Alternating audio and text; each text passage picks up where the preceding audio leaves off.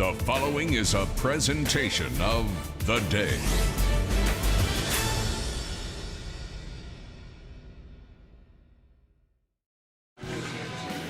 It didn't feel that long ago that this was how Killingly High School looked before a fall football game. But now, as we head into the semifinals of the CIAC SS tournament, it looks like this. Ooh. And if anything speaks as a metaphor for high school semifinal football, it is a snowy, cold day at Killingly. The 11-0, number one seeded Killingly High School football team plays host to their ECC rivals, the Waterford Lancers, 9-2, the number 5 seed, trying to do what they have been unable to do, beat Killingly in the postseason. All the action today live on Game Day. Game Day is brought to you by Waterford Dental Health. Gear up for game day with a winning smile from Waterford Dental Health. Located in Waterford, your go-to top-notch dental care. It's a relaxed, friendly setting. Whether you need a routine checkup, cosmetic boost, advanced treatment, whatever you need, their experienced team has you covered. So enjoy the game with confidence and comfort. Schedule your appointment today at Waterford Dental Health, where your smile is their top priority. Casey O'Neill, along with the coach, Pasta Santabria, and it doesn't get any better than this, right? The ECC, so well represented today. 3 of the 4 semifinal teams in the SS of Connecticut are from the ECC. Wyndham and Sheehan will be going at it as well at Wyndham, and we will try to keep you apprised of that. But here, it is the gold standard of the ECC. There's no other way to say it. Apologies to anyone in the ECC who disagrees, but it starts with Killingly and it ends with Killingly. They have been the most successful team in the conference for going on a decade now, and here they are again, 11-0, number one seed in SS, and ready to try to get back to another state championship game. They're going to have to go through Waterford. Waterford, a decided underdog today. If you want to look at this game on paper, Killingly is 11-0. They are the number one team. They are playing at home. They have won state championships with kids that are on this team. They beat their first opponent in the playoffs 75-14. Waterford has yet to beat them. They average 49 points a game. But high school and all of sports are littered with teams that couldn't win on paper who got it done on the field. We'll come back and analyze the game right after the national anthem. Only the players, coaches, and officials will be allowed on the road to get to and from the field. Due to unforeseen circumstances, both the concession stand and restrooms are out of service. If you need to use the restrooms, we have porta-johns on the back of the school. Thank you for your understanding. Now please stand and remove your hats for the playing of our national anthem, performed tonight by the Killingly High School Big Red Marching Band. Today the band is conducted by KHS Assistant Marching Band Director Brittany Verone.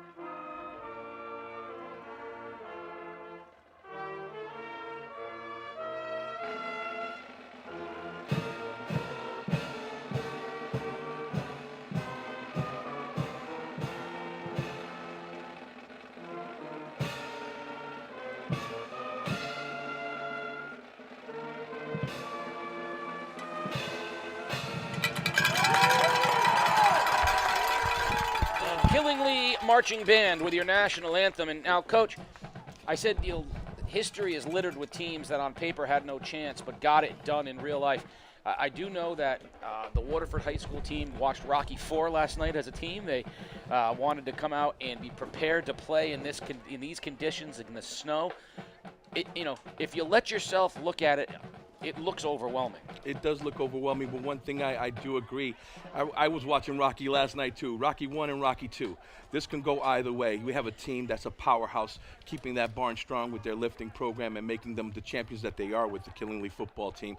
But then right here, Waterford Lancers, how they've been really a special treat to see and admire and develop, and how they've become a team that couldn't be a catalyst to make sure that they can keep the ECC strong, but an opportunity to go against a great team in the semifinals. Waterford will kick, going right to left in the all white with the blue helmets. Killingly in the home maroon and gold will receive. Dangerous players receiving back for Killingly. Hayden Allard, the Division I Player of the Year, and Everton Brown, the sprint champion, who has really made this offense jump a notch. Little pooch kick to the sidelines will go out of bounds, and I think Killingly will make them re-kick it, but you never know. They may just take the ball because they love that offense so much. Yep. Starts with Quinn Sumner, the junior quarterback. He loves Peyton Wallace, his #1 target, also a junior on the outside. Hayden Allard, also a junior at running back. That's right, everybody. They're all juniors. All juniors, Come back next year. We'll do it again. Yep. And Everton Brown. Now, this offense has really sort of taken it up a notch once they started using Everton Brown in that stretch roll. We'll see what Waterford has to answer. But Higgins, the premier player for the Lancers, will be playing defense today as well.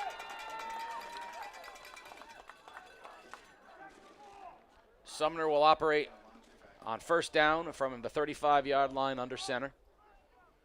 Handoff to Allard. Big hole out into the open. One man to beat down the sidelines, and Spencer trips him up, but not until he's inside the 20. And that's something that Coach Nolda was concerned about. He said the first play of the game, the speed in which they hit that downhill run, he's like, it might take a couple plays for us to adjust. Brother, I might have just mistaken myself with this Rocky and Apollo Creed thing. He came out like George Foreman with a beautiful punch and a power play to set the tone for this game. So one play, and Killingly's in the red zone. They'll go from the same formation at the 19-yard line. Sumner. Toss to Allard, same spot, left tackle. This time, Waterford, much better job defensively getting to the football. Flying in first for the Lancers was Boris, and that'll bring up a 2nd and 9. You know what I like is the dynamic of football has gotten back to that. You know, we used to have the spread all around now. Now we got those power games that are back in this league that makes it special. Killingly's been the leader for that group. Well, they pride themselves on the RPO, the run people over. Again, Allard, big hole. Allard inside the 5. That'll move the chains, and it's going to be 1st and goal. Killingly, I think they'll mark that one at the 4-yard line, maybe even at the 9-yard line. It'll be 1st and goal from the 9. I tell you, that offensive line, Casey, was phenomenal. The young man, 57, Zachary, the reason why he's running out was his helmet came out. He drove that guy all the way through. When the whistle blew, the helmet popped out, so he's excited to play out there. He'll be back after a play. They're actually going to say he was a yard shy, so they marked him a yard shy, so it's 3rd and 1. That ball is going to sit right on the 10-yard line, so only about a half a yard for a first down here from Killingly. Allard gets it. Breaks a tackle, reaches into the end zone, touchdown, Killingly, Hayden Allard, and that was easy. Talk about RPO, Case. That was easy. Touchdown, Killingly. This Killingly offense is firing on all cylinders. When I read to you the points per game for Killingly, it's astonishing. Yeah. And it's telling. Number 16, Eli Poe to hold. Number 6, Into hold for Killingly is number 16, Eli Poe, and the kick. The kick will be up. Snap is low, hold is down, kick is up, and it is good. Extra point is Logie good. with the good kick. 7-0 Killingly with 10:17 remaining. Let's take a look at the touchdown from Allard. No doubt. Look at that power play with the power eye. And as he cuts it inside, you see how he bounces it outside. Ball control. It was a little bit of an exchange there that was kind of nerve-wracking. But you know what? The consistency of that team shows that they can handle those things. Well, that's a great point because the timing of the play was disrupted. The snap was not handled cleanly, so the handoff went to his back shoulder. How many times have we seen a play like that, ball go to the turf? Not only did the ball not go to the turf, Allard immediately got his vision and got into the end zone. That's a power cling technique right there. He held that football for what it was worth. That was a great play. Week 1, 68 points. That's right. Week 2, 49 points. Week 4, 49, 48, 40, 42, 53, 41, 47, 75. Only once this year has Killingly not scored 40 points, and that was in a 32-26 win right here over Sheehan that everyone you saw live on game day. So, I mean, pencil them in for 40 points, right? I mean, that's just Waterford's going to have to score. If Waterford thought they were going to hold them to, under 40, there's no historical evidence this year to suggest that's the case. These guys hold statistics like a Madden game right now. And again, Allard was the Division I Player of the Year in the ECC. Well-deserved. Coach Chad Neal, of course, the Coach of the Year. Here comes the kick, and Waterford will have its first possession. This kick's going to hit the turf, bounce, and Waterford will have it at the 25-yard line. Casey, the fan base here, it's a packed stadium, and the energy is going to be really outstanding as that will keep that momentum on Killingly's side. And it seemed like they're well run, like they did their studies and they're prepared today as everybody's executing with that kind of energy.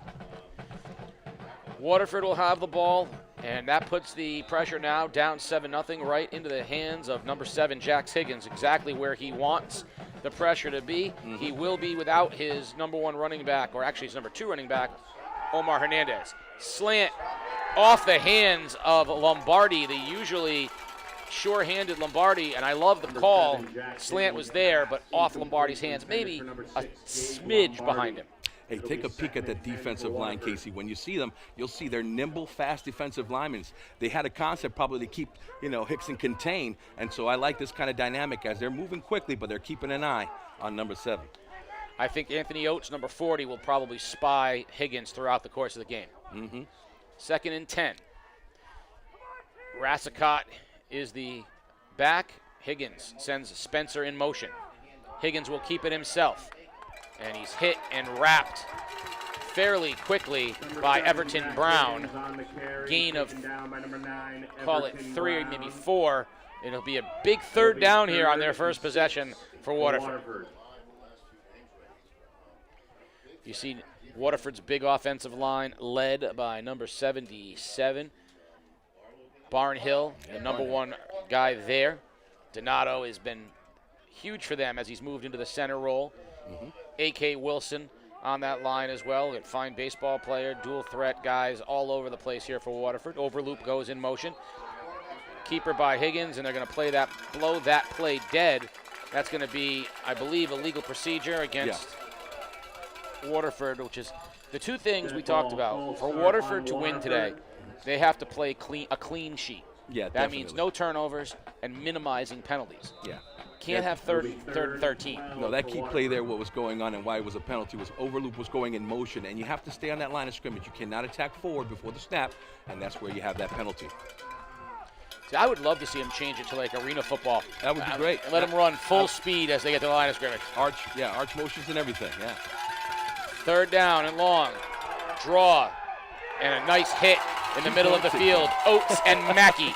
The 2 tacklers on that line, Anthony Oates and Joseph Mackey, they got there and got Higgins for a short gain. He got back most of the penalty, but Spencer will have to punt it away.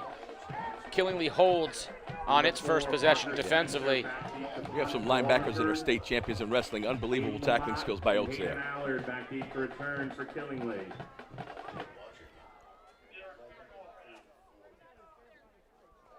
Snap is good. Spencer with a line drive punt. Sails over Allard's head and takes a Waterford bounce. And Killingly will have its second possession from the 30-yard line. 7-0 here in the first quarter. Killingly went right down the field, 4 plays, cutting through Waterford easily. Yeah. And then Waterford, the penalty really, stymied that. I think if you look at the Killingly defense, a lot of people have been wondering what to make of the Killingly defense. It's really hard to judge a defense when their offense averages 49 points a game. Yeah, it's just elusive speed, and they're healthy because they're going out there where they need to go and make those 3 plays and out. Obviously that offense does help the defense. in so many ways. Penalty against Killingly will back them up. The ball will be now inside the 20 at the 15. So how good is a defense? You know, you look at the points against, it's hard to judge because they're up 4 touchdowns. A lot of those scores come against the JV kids or come late. They haven't had a real test except the one time they did, or 2 times. They beat Sheehan and they beat Joel Barlow. So very interesting to see how this defense holds up, but we know the offense is dynamic. First down, run up the gut, and not much there. Wallace's helmet comes flying off for Waterford. As Allard got a yard. Helmets down, Casey.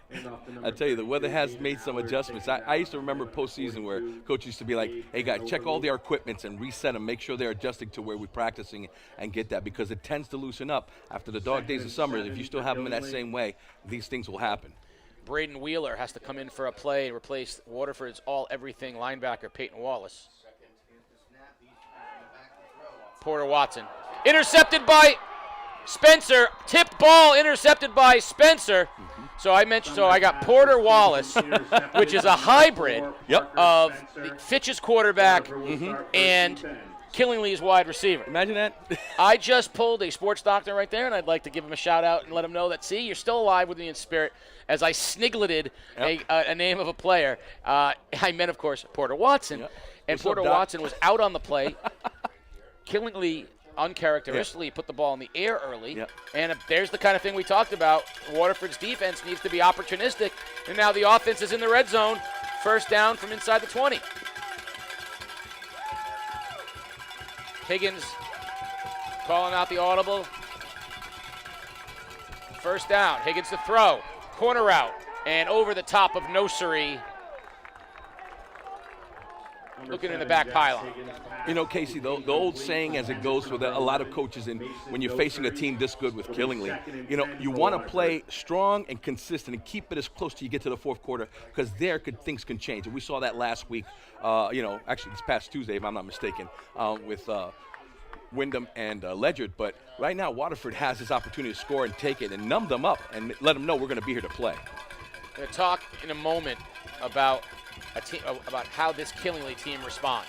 Lombardi in motion, jet sweep. Lombardi cuts it back to the middle of the field, gets something out of nothing, and gets them within striking distance of the first down. It's going to be 3rd and 2. Give credit to Gabe Lombardi for some vision there. Remember, Lombardi has never played football till this year. That's a beautiful story, Case, wasn't it? I mean, this young kid, amazing energy, great attitude, and he's doing a lot of great things for the Lancers. But you were talking about testing on the defense. This is a great opportunity to see what Killingly football team's defense is all about. Again, they're fast, they're elusive, but when you have a running game going at you, you better be ready to stop them.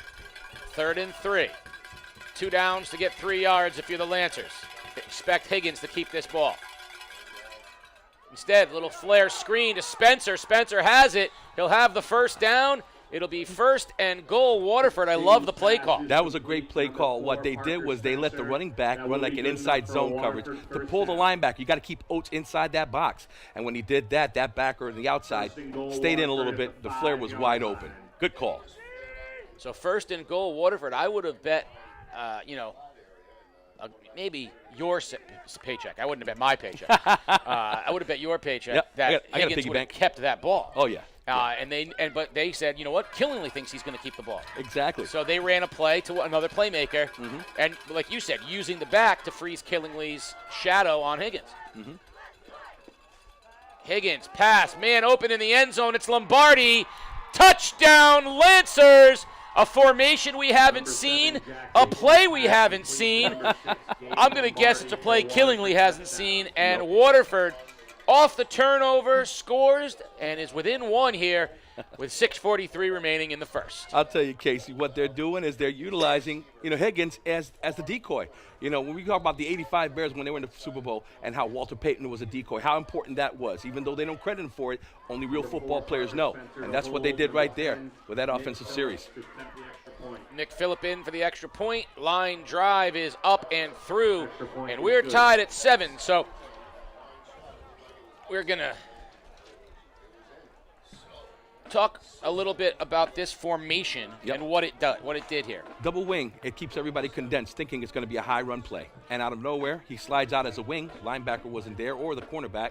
And there was a touchdown right there for Big Six. Allard crashed Right on the double wing, Yep. which I get, and Lombardi leaks out. Right. So when I talked with Coach Nola before the game, he said, playbook's open today. Right. Like everything we have is on the field today because they know that they can't go out and just play their standard game. Exactly. I would suggest against Ledyard it was the opposite. Right. Against Ledyard it was we need to go out and play a condensed game Yep. and win.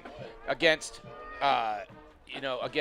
Wyndham, they were playing a condensed game in order to go win. Right. Yep. Against Bullard Havens, they had to expand it a little bit. Today, it's every play in the playbook is open. That's right. Because they know they're going to have to score points, and they know teams are going to defend what they've seen. And there's another pooch kick that's going to go out of bounds. I'll be honest with you, if I'm a special team coach over there, that's not a bad plan. I mean, you give them the ball there, but you avoid the thunder and lightning that you might get if they get that ball. So we'll see how it goes.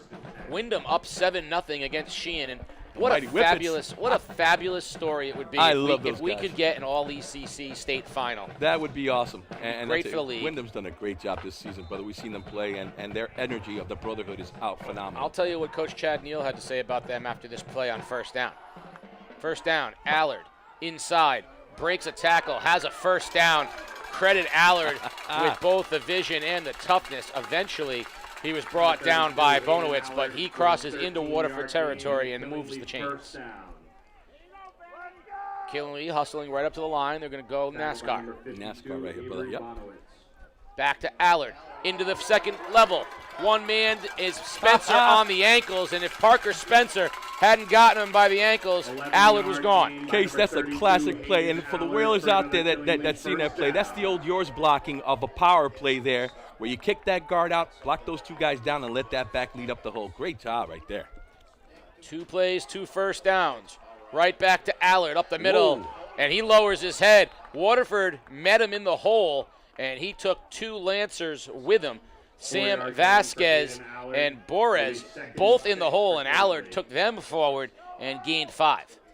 That collision right here, we could hear it from up here.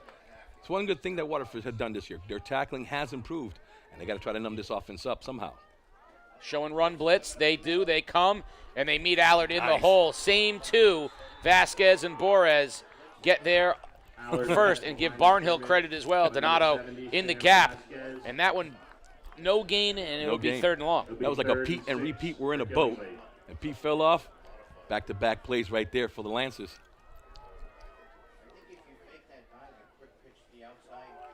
So if Pete and repeat are in a boat and Pete fell off, who's left?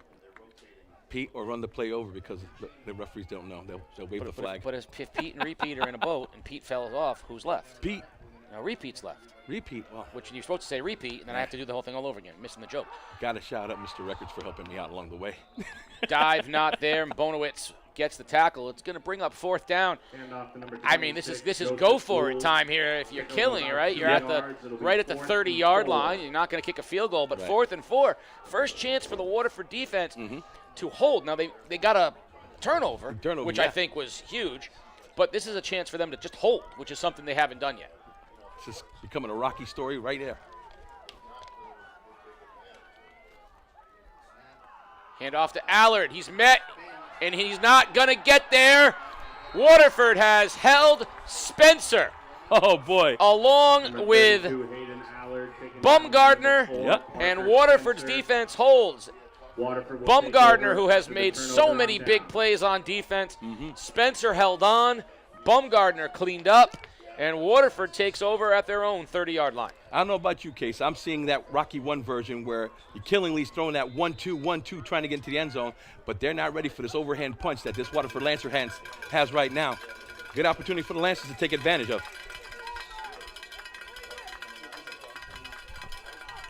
First down, Higgins looking to throw in the flat, has a man complete. Out it goes to Spencer. He'll have a gain of, call it 6, 2nd and 4. I love the diversity on the offense, Case. He's just dishing it around, making these plays happen right now for some good yardage. What I like is that this Waterford offense looks nothing like the Waterford offense we've seen. We've already seen, they're throwing it more, they're spreading it more, and you're right, they're using a Higgins not with his legs only. 2nd and 4. Motion is Lombardi. Jet sweep, Lombardi being chased, tries to get to the outside. There's going to be a hold out there. Spencer's going to get nailed for the hold. He had Hunter Allard wrapped up like he was playing defense on him, and that one's going to be easy for the officials to see. Yeah, definitely a blitz call right there for the Killingly football team, and sustaining those blocks for that long is difficult with that defense. Well, on that jet sweep to the wide side, it's a lot longer to have to hold a block because you're creating all that space. So, you want to create the space for the speed of Lombardi, but trying to maintain a block in space, it's tough. It's you don't hard know to where he's do. going. Yeah, you're the blocker. You don't know where your back is going. You're key to know where he might go, but he's going to feed off of your blocks. You got to stay there and keep your feet moving to finish it off. And you saw, because of the run blitz, Lombardi had to go wider than what he was anticipating to go. Yeah. And with that, again, it disrupts the blocking scheme. So it's going to back Waterford up 2nd and 14. Spencer goes across the formation. Higgins with the hard count, and now Waterford will change the play. Higgins to throw. Slant. Has a man. Complete. Darian Sherwood. A name we have not called very much, and that's a point. Another new player in the mix. Yeah, what they did there with the motion was to see how the defense kicked, and when they rotated to have an isolation on that backside, that was an easy throw. So I'm going to use a Rocky 3 reference. Let's go for it. Okay. In Rocky 1 and Rocky 2, he won those fights because of fighting the way Rocky fought. Sheer determination. I'm just going to outslug you and take more punishment and wear you down. Yep. In Rocky 3, he faced someone that style. He could not beat that man. Right. He could not beat Clubber Lang doing that. Higgins throws in the middle of the field, incomplete, short for Spencer, and the Killingly defense will hold. Waterford will punt. So he went and he gave it his all. He gave his A effort, and the guy across from him beat him down. Right. And he was discouraged. Right. And he threw a punch in the gym after Mickey dies. Yep. And Apollo goes, you don't throw it like that, Rock, right? Yep. And we're going to reteach you. We're going to reteach you. We're going to use all that heart. And give you the eye of the tiger back. And we're going to get you back. Yeah. But they didn't just redo that. They said we're going to change your skill set. We're going to make you be a different fighter. We're going to keep the intensity, the eye of the tiger, but we're going to add something. That's so right. Waterford, as Spencer gets away a low line drive, which takes another good Waterford bounce and goes inside the 25-yard line. So Waterford may have said, for example, we can't just line up across this team and trade punches with them because they're Clubber Lang. So we're going to have to do something different. Yeah, brother, this is what I love about watching all of them, because I knew that in some of those stories you really could see the dynamic of what football is all about. Both these teams have stories that they started off in the fall, in summertime, wondering if there was a vision. These coaches on both teams decided to say, let's make this vision happen. And both those stories are both something that these kids, both teams, will have memories to talk about. And so this challenge right now for Waterford, I'm liking it. I'm seeing what they're doing. First down, whistle on the play, timeout Waterford. So our first timeout of the game. And this timeout is brought to you by Putnam Chrysler Dodge Jeep Ram and Kia. At Putnam Chrysler Dodge Jeep Ram and Kia, we're proud to be a part of the community. From finding the perfect car to exceptional service, we're here for you every step of the way. Hey, a big shout out to all the local high school football teams for their hard work and dedication this season. We're cheering you up every game. Putnam Chrysler Dodge Jeep Ram and Kia, where local pride drives us forward. Visit them today at 157 Providence Pike in Putnam or online at putnamchrysler.com or putnamkia.com. That's Putnam Chrysler Dodge Jeep Ram and Kia. They mentioned those locals. Well, 3 of them playing right now. 2 here in front of you on game day. The other, Wyndham against Sheehan. And the last time we checked, that game was 7-0. We'll see if we can get an updated score on that one before Killingly gets its possession. 7-0 Wyndham. The winner of those 2 games will meet in the Class SS State Championship. And it should be a good one, no matter who the matchup is. But right now, this Killingly team is the class of SS, and they are going to try to get back on top here. First down, dive. Not much there. Waterford's interior. Hand off to number 33. 33, Mackey with the carry, but Bonowitz and number 61, Savian Dillon, in on the tackle for Waterford. I like that I'm calling different names for the Lancers on both sides of the ball, too, because they need contributions. Here's my favorite formation. There's this stretch. There's the wide toss to Allard. And beautiful running to the football and getting there first, our number 1 guy, Porter Watson. Now, Spencer comes in to help him clean up, but that's all Watson on that wide stretch toss. You know, when it comes to this level of championship football, you take the statistics of teams. And one thing about the offense is they give them so many plays that Waterford seems to have a tendency of seeing what's going on. First down, run a run blitz. Second down, if they run this formation, what can we do? Let's keep it contained. So I like the dynamics of how the coaching staff has prepared this defense. I formation on 3rd and short. Handoff. Allard cuts it back in the middle, has the first down as he's wrapped up by Van Overloop, but not until the chains will move. I asked Coach Nolda before the game, I said, listen, I can be honest with you. I go, if you look at this thing on paper, you guys have no chance. Yeah. I said, what do your kids think? And he looks at me and he goes, they don't read the paper. They don't read the paper. Hey, Papa Bunica never let us read the paper. Well, I mean, I think he would just put little clippings in. I think it's a generational thing. Yeah. First of all, they don't read papers. Oh, right, it's true. But he said they don't know any better. Imagine he goes, their attitude is just let's just go win. Yeah, if we were using smartphones back then, we wouldn't have been allowed to read. We'd be running hills. All day. All day. Deep shot. Up top. Has a man. It's caught. Allard. Part 2. That time it was 30. Oh, man.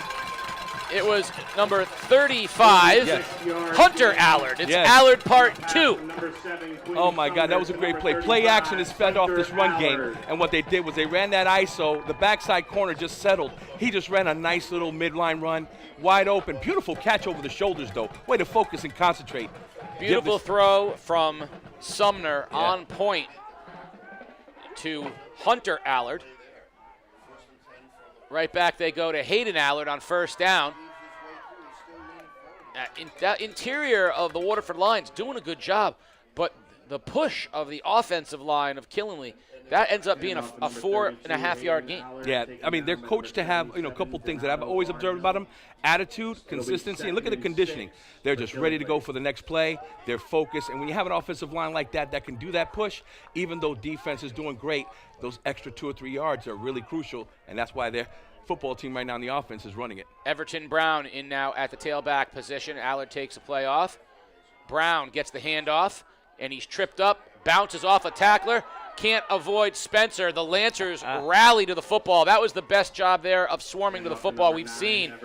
70 Vasquez is playing very good football right now for Waterford. Yeah, they're like swarming and running it. Oh, wait, hold on. We have a hat up there.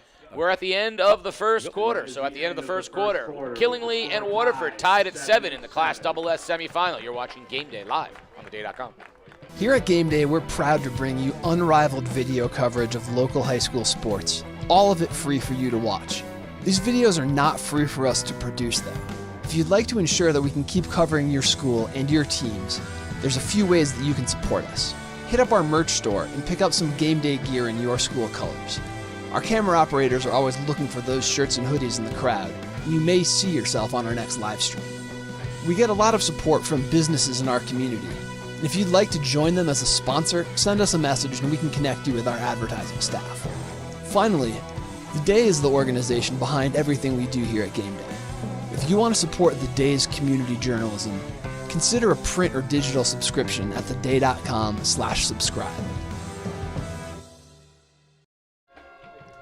Second quarter about to begin here at Killingley High School. Killingley will have the ball 3rd and 8 from the Waterford 30-yard line. We are tied at 7. Killingley went right down the field on their first possession, and Hayden Allard scored, but Waterford's defense, opportunistic, got the ball back in great field position, and Jack Higgins a touchdown pass, and we're tied at 7. Both defenses have held. We're going to get a false start here against, or an illegal procedure against Killingley as the wideout on the far side got going. That's Aiden Lamont. He got going a little bit faster than you're supposed to. He said, I thought it was on 2. It was on 2, yeah. The concentration has to be a little bit more dynamic. These are things that will put him in situations you don't want it. We talked about it all year. 3rd and long is wrong, and here we are right now at 3rd and about 14. This is 4-down territory here, though, so don't take a run out of the mix here on 3rd down. Handoff, faked, pressure. Beautiful. And a beautiful sack shooting in is Awesome. Borres. They sense the play. Sumner swallowed up. He was looking for Wallace, swallowed up by Borres. And that's going to bring up a long fourth down. And now Waterford defense has held again. And they're starting to get a little bit of confidence. That's good discipline by an edge player. When you see a play running away, you definitely want to squeeze the gap down. But what he saw there was that rollout from the quarterback, and that was his assignment, and he did a great job securing that play. Killingly will punt it away. Joseph Gould at his own 45-yard line. High snap. High end-over-end punt will bounce. Take a beautiful bounce if Killingly can get there, and they do. That's going to be down at the 1-yard line. Waterford will be literally on the goal line. And who it is? The big 4-0, baby. And that says a lot, by the way. When you are an all-conference linebacker and you're playing on both sides of the ball and you're also on specials. This is where I'm concerned. I know that, some rules change, and I remember being a special team player that when you got into the end zone and you came back out of the end zone and you touched the ball, that was a dead ball. You basically have a touchback. I'm not sure, but it looked like Coach on the other side was firing up right now the way he's. They thought his legs went into the end zone before when he touched the ball. So they don't have the replay. We obviously do, and but I don't think we count. The officials say it's on the goal line. No instant replay up here. But that's why I like about the bubble effect, First down. Higgins keeps it himself. Maybe a yard, maybe two. I think they're going to mark him at the 2-yard line. And maybe even the 3, which breathing room is good. Here's a fabulous Higgins on the keeper, Lombardi sprint champion out by himself, one-on-one, no safety help with Allard. So you've got two of the fastest guys in the league. You got to say, does Waterford have the courage to just go up top and see if Lombardi can beat Allard? Take a look. Down at the bottom of your screen, you see Allard walking down there. There is no safety help.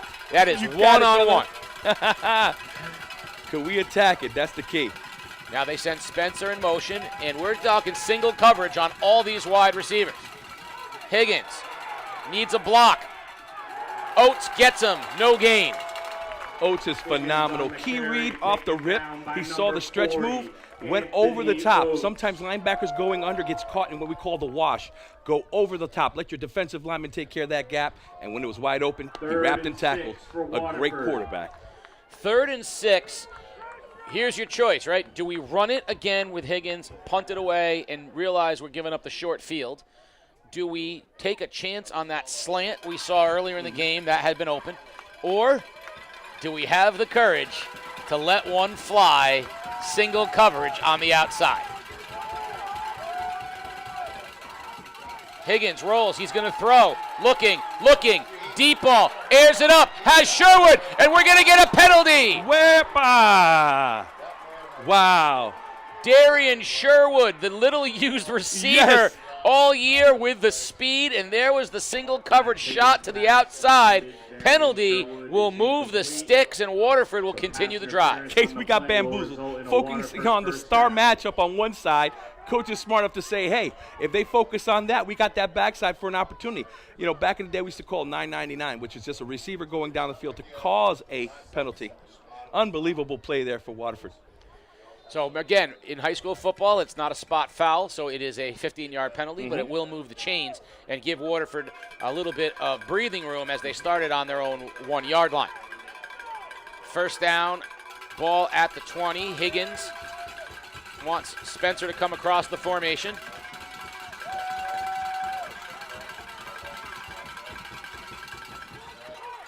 Handoff, little inside trap to Spencer. And that ball was on the turf, and they said, Killingly says they got it, but they're going to put it down on the ground and mark it at the 25. So gain of 4 on first down. Wyndham and Sheehan tied at 7. Sheehan, that high-powered offense of Sheehan, went down and got a game-tying touchdown. So imagine both semis are emulating each other, brother. Wow.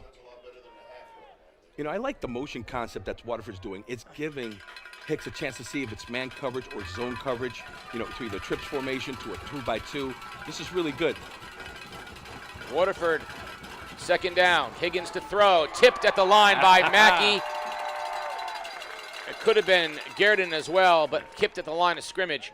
It'll bring up third. You know, what I'm fascinated by is Killingly's playing single man on all the wideouts. They're going to commit 8 to Higgins, so they're going to Oates is shadowing Higgins. They're committing the other 7 to the run, and the 3 guys, the 3 wideouts are getting single coverage. They're daring Waterford to throw the football. It's mano-y-mano. This is what boxing's all about. You know, it's that kind of a matchup that you say, we're going to show our best. We're going to do this old school man-to-man matchups. 3rd and 5 for Waterford. 3rd and 5 for the Lancers. Bumgarner in motion. Higgins, jet sweep to Bumgarner. He's met and he's short. Loses yardage. Number 24, Bumgarner on the play. Taken down Allard in the by backfield by number 35, Hunter Allard.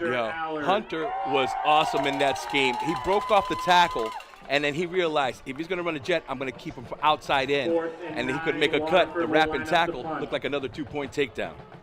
4th down, and Spencer will come in to punt for Waterford. They have been hitting line drive punts away from the returners. This one a little more direct, but down the sideline inside the 50, away from Lamont. So good field position again by Killingly, and that's been a story here. Right, Killingly has been winning the field position battle. Waterford's one good field position was off the turnover, and they scored a touchdown off. Yeah, you know, Waterford showed me that their bend but don't break defense is just like Rocky taking those punishes and getting back up and keep on throwing. I mean, we're tied at the second quarter. Who would have thought, brother? With all the conversations we had from our friends saying, oh, it's going to be this blowout thing, we have a great football game here. 1st down, ball just inside Killingly territory. Wishbone. Handoff, Everton Brown, the speedster cuts it outside of Lombardi, and he'll have a 1st down. And the chains will move. The ball will be marked at the Waterford 40-yard line. This RPO Thunder and Lightning combination is good to see the Lightning right now get that edge. And with that wishbone, you don't know where they're going to run. So they're balanced, and the defense has to make a commitment to try to do that without a blitz scheme. And there you go. It didn't help out. First down. Sumner hands off to Allard. Allard, big hole up the middle. Allard off to the races, and he gone. Touchdown, Killingly. Hayden Allard, the 2nd of the day for him. What a play, Case. Wow, man. Touchdown, Killingly. That was a jab and an overhand right. Killingly back on top, 13-7. Extra point upcoming. Logie will line it up with for the extra point. Eli Poe to hold Cooper Logie to attempt the extra point.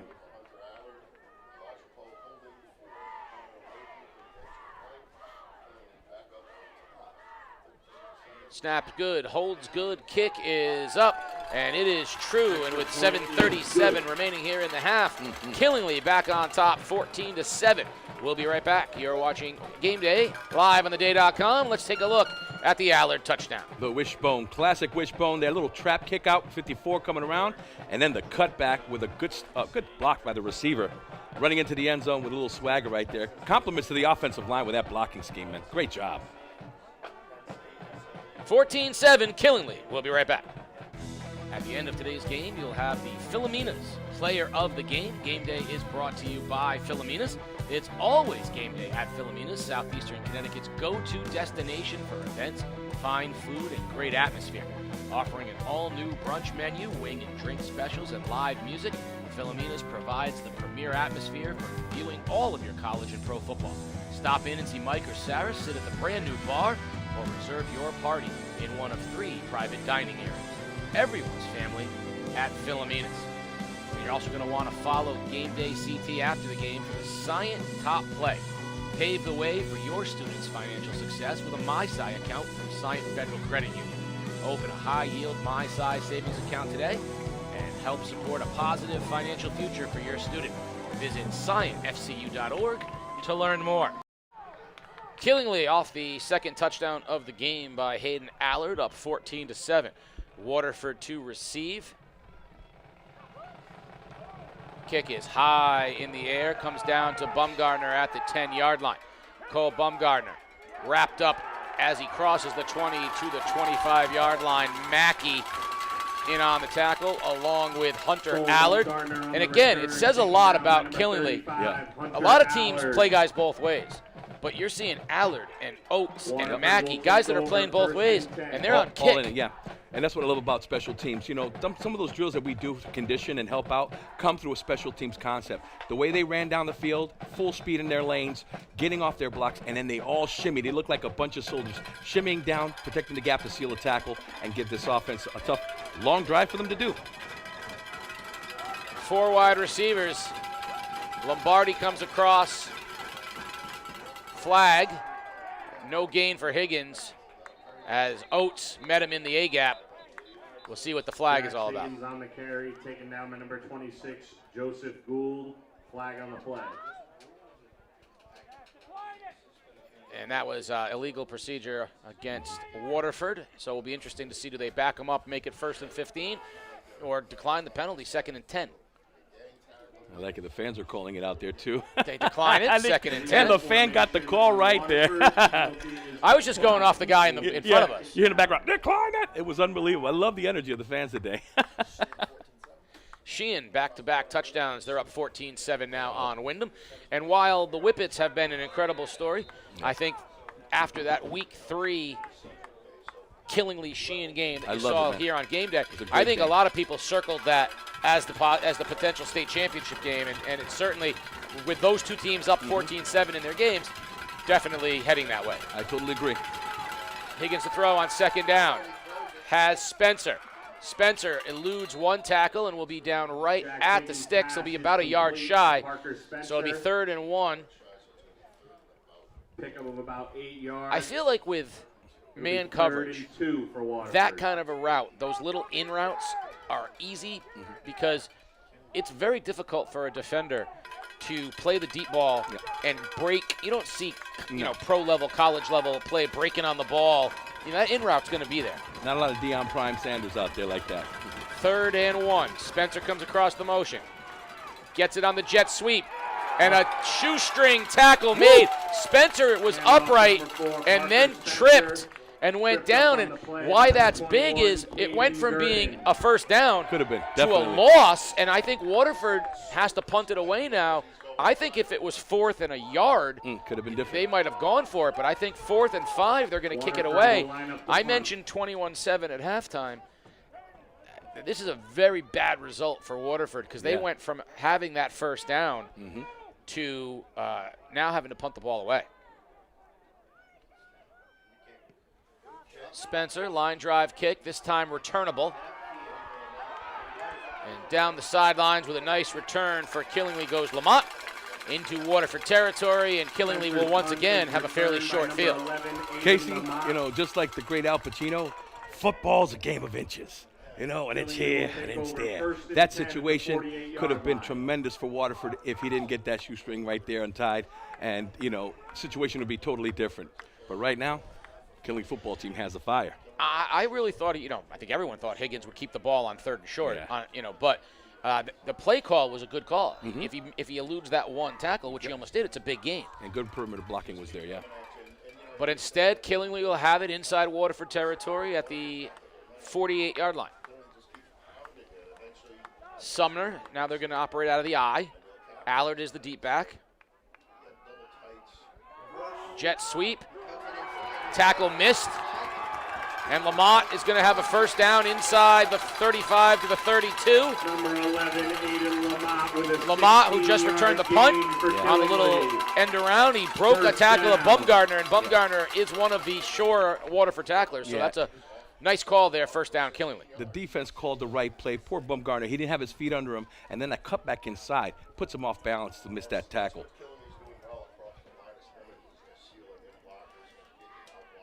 First down, Killingly at the Waterford 38-yard line. Sumner, toss to Allard. Allard wrapped up right as he crosses the line of scrimmage, but he'll get 2. Bumgarner in on that tackle, as well as Borez, and they held him to only a gain of 1. One of the things that I like about the offense is that continued push. We all know that defense spends more energy than on offense, because the offense knows the play, they know the count, they know how to explode off the ball with it. And defense right now could start showing some signs of being weary because of their technique breaking down. And that's what Killing football team does all the time to defenses. They just break them down technically, and they have these explosive plays coming right behind it. 2nd and 9. Stretch to Allard. Tackled in by Bumgarner. Got him right at the line of scrimmage, but, even though that was right at the line of scrimmage, it's a 4-yard gain, right? So going to bring up 3rd and 7. So 3rd and 7 for Killing. 2-yard gain, not a 4-yard gain. But the point being that even when you get him at the point of attack, with that downhill style that Killingly has, it's hard RPO to. always finishes off with a plus downfield with their bodies. That's right. Losses are tough. Allard, big hole. 1st down. And Killingly will move the chains. Nice run on 3rd and 7 by Allard. Oh, man, what a pancake. Big 53 for Killingly. 10-yard gain. Zachary. Now you got it. Is it Glachenko? Glachenko, man. When you talk about finishing the block, you'll see that on film. Coach is going to be really happy. Finishes off the block by throwing that defender right to his back. That's the swagger of the offensive line, and that's something that's really intimidating that not a lot of people see. That those guys, the front 5, they are monsters, and they want to finish off. They do it with kindness. Sumner. Allard. Cuts inside. What a cut by Allard. Gains 7. You see the speed. That was pure, not just vision, but pure athleticism. The cut on a dime inside of the defender. Most backs bounce that outside. Right. It's the fear factor. You drill those things. Those coaches out there, got to give them kudos. All those drills you do continuously will give them to have neuroreceptors to just do it. Toss left. Everton Brown breaks a tackle. Touchdown. Everton Brown. 15-yard touchdown. 15 yards, and Killingly extends the lead. Wow, another thunder and lightning play right there. In case you called it, this could be close, or this could start to become a blowout with the attitude of this offensive team. Flag on the play. Let's see if that was in the field of play or dead ball. Okay.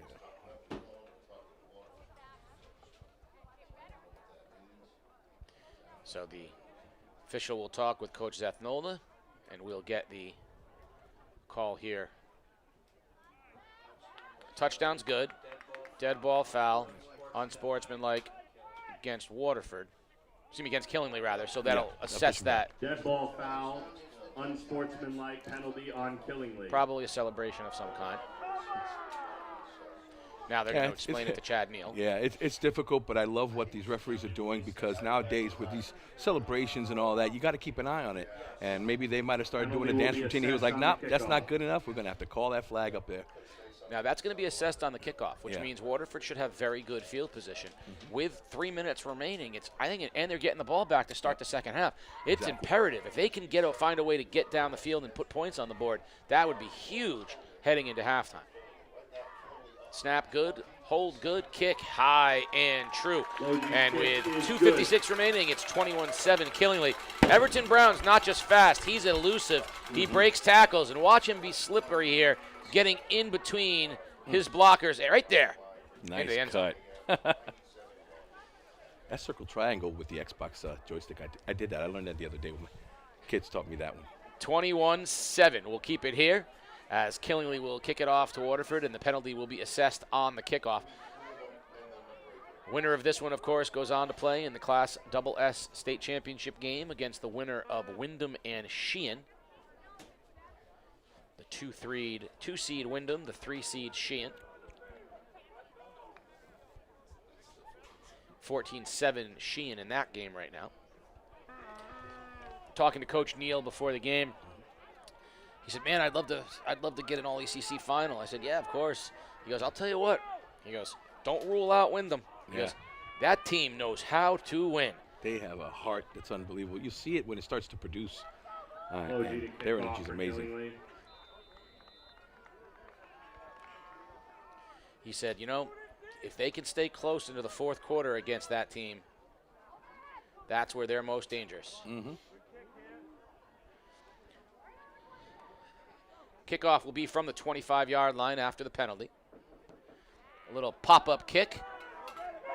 Come down to Lombardi at the 40-yard line, and he's going in the wrong direction. Thrown there by Killingly, and we're going to get a flag. Riley Nolan threw him to the ground, and Lombardi taken down by number 21, Caden Gurton. they take that. That was Gurton that threw him down. They're going to call the penalty, though, against Killingly. And if that penalty, that's going to put Waterford onto the Killingly side of the field. You know, I always question, because I know last week we saw one that was the horse collar. We definitely saw that connection. But he grabbed the jersey, and what he was doing was just moving his momentum. You know, so it might have been a perspective that the referee saw that could have questioned that. So let's see what happens after they discussed it. Yeah. No, that's not. Horse collar against Killingly. The Killingly fans don't agree. That's a tough one. But again, you know. You know, in fairness, though, have there ever been a call where the team has agreed? If there ever a call and the fans are going, "That's a good call, Yeah. sir. We agree. we don't like it, but we agree." That was a fine call. It's the moments of reaction, and that we always find the suspects in it. Waterford now in Killingly territory to start the drive. Higgins to throw on first down. Deep ball looking for Spencer. And that time, Killingly had safety help. Allard and Allard twinning out there for Killingly as the brothers Allard had coverage on Spencer. Yeah, I think what they were doing there was trying to give max protection for Zach to throw that deep pass. And with that coverage, that was easy for Killingly to know that, hey, it's just one receiver, one high, one backing him up. And Waterford's got to be careful here. When is being in good field position dangerous? They have to remember who they are here. Right. 2:45 is a lot of time. And they do not want to go 3 and out here and give the ball back to Killingly. No way. They need to operate here safely. Higgins to throw. There's that little pass to Spencer. Caught. Spencer dives down to the 40-yard line. He'll be shy by about a yard. But that's the pass that I said. That's going to be there. Tell you, these helmets are, I mean, they're hitting today. That's the third helmet today popping out. Yeah, Lamott's helmet came popping off, so he'll have to come out for a play. Same down and distance we saw the last time. 3rd and about 2, long 2. They went jet sweep this time. Yep. I'm going to go out on a limb. I've been wrong every single time today because they have been using Higgins as a decoy. I got to think Higgins keeps the football here. Let's go. Casey Damas has spoken. No, Postadamus is the only one that's right. I'm never right. Higgins rolls left, looks to throw, has Spencer, first down. And what an athletic play by Higgins. That young man. He was being pressured heavily and off his back foot across his body through the pass to his favorite target, Parker Spencer. First down, Waterford. Chains move, clock runs. That's right. That rollout intimidated that defense. And I was right. They kept it in Higgins' hand. Higgins to throw. Slant. Has his man Lombardi. Lombardi will be close to a first down, just shy. That's the play they ran to start the game. Lombardi dropped it. This time, sure-handed. Waterford now 2nd and 8. 2nd and 2 off the 8-yard gain. Clock ticking. Higgins to throw again.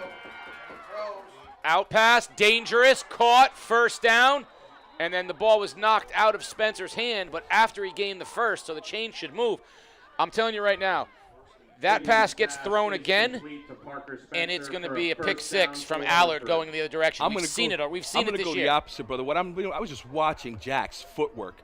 The way he keeps his composure, a lot of coaches in college will love a kid like him. He drops back, plants his feet, keeps in the base under him, and he has a chance to make his read and throw a bullet throw like that. If there's anybody in the league that could do it, it's number 7 right there. We saw Hayden Allard with a 100-yard interception return. That's coming if he throws the ball loose in the flat like that again. 3rd and a foot. Higgins going to keep it. Throws. End zone. And just over the top of Overloop. Incomplete. It'll bring up 4th and a foot. And the amount of respect that Waterford has for the interior of the Killingly line, as well as the play of Anthony Oates, speaks volumes that consistently on these short down plays where all year long those have been power reads to Higgins. They are taking it and putting it in the air and not running the football. It's amazing. And maybe a good coaching concept, what they're trying to do to keep him ready to play that second half that we know Killenly football team can set a tone with. Biggest play of the game for the Waterford offense. 4th and a foot. 1 minute exactly. Higgins, power read, keeps it himself. First down inside the 20. Waterford in the red zone as they will try to get points on the board before the end of this half and get the ball to start the second half. You know, the flashbacks of watching him play, amazing how he likes to run that ball and get that first down with an attitude. Higgins gonna throw. Same pattern, out it goes, caught. Up close to the first down marker it goes. Nossery on the catch. Excuse me, Nick Phillip on the catch. That's number 10, Nick Phillip. Nick Phillip on the catch. Timeout called. It'll be 2nd and 2 for Waterford. Timeout, Waterford. This timeout brought to you by Putnam, Chrysler, Dodge, Jeep, Ram, and Kia.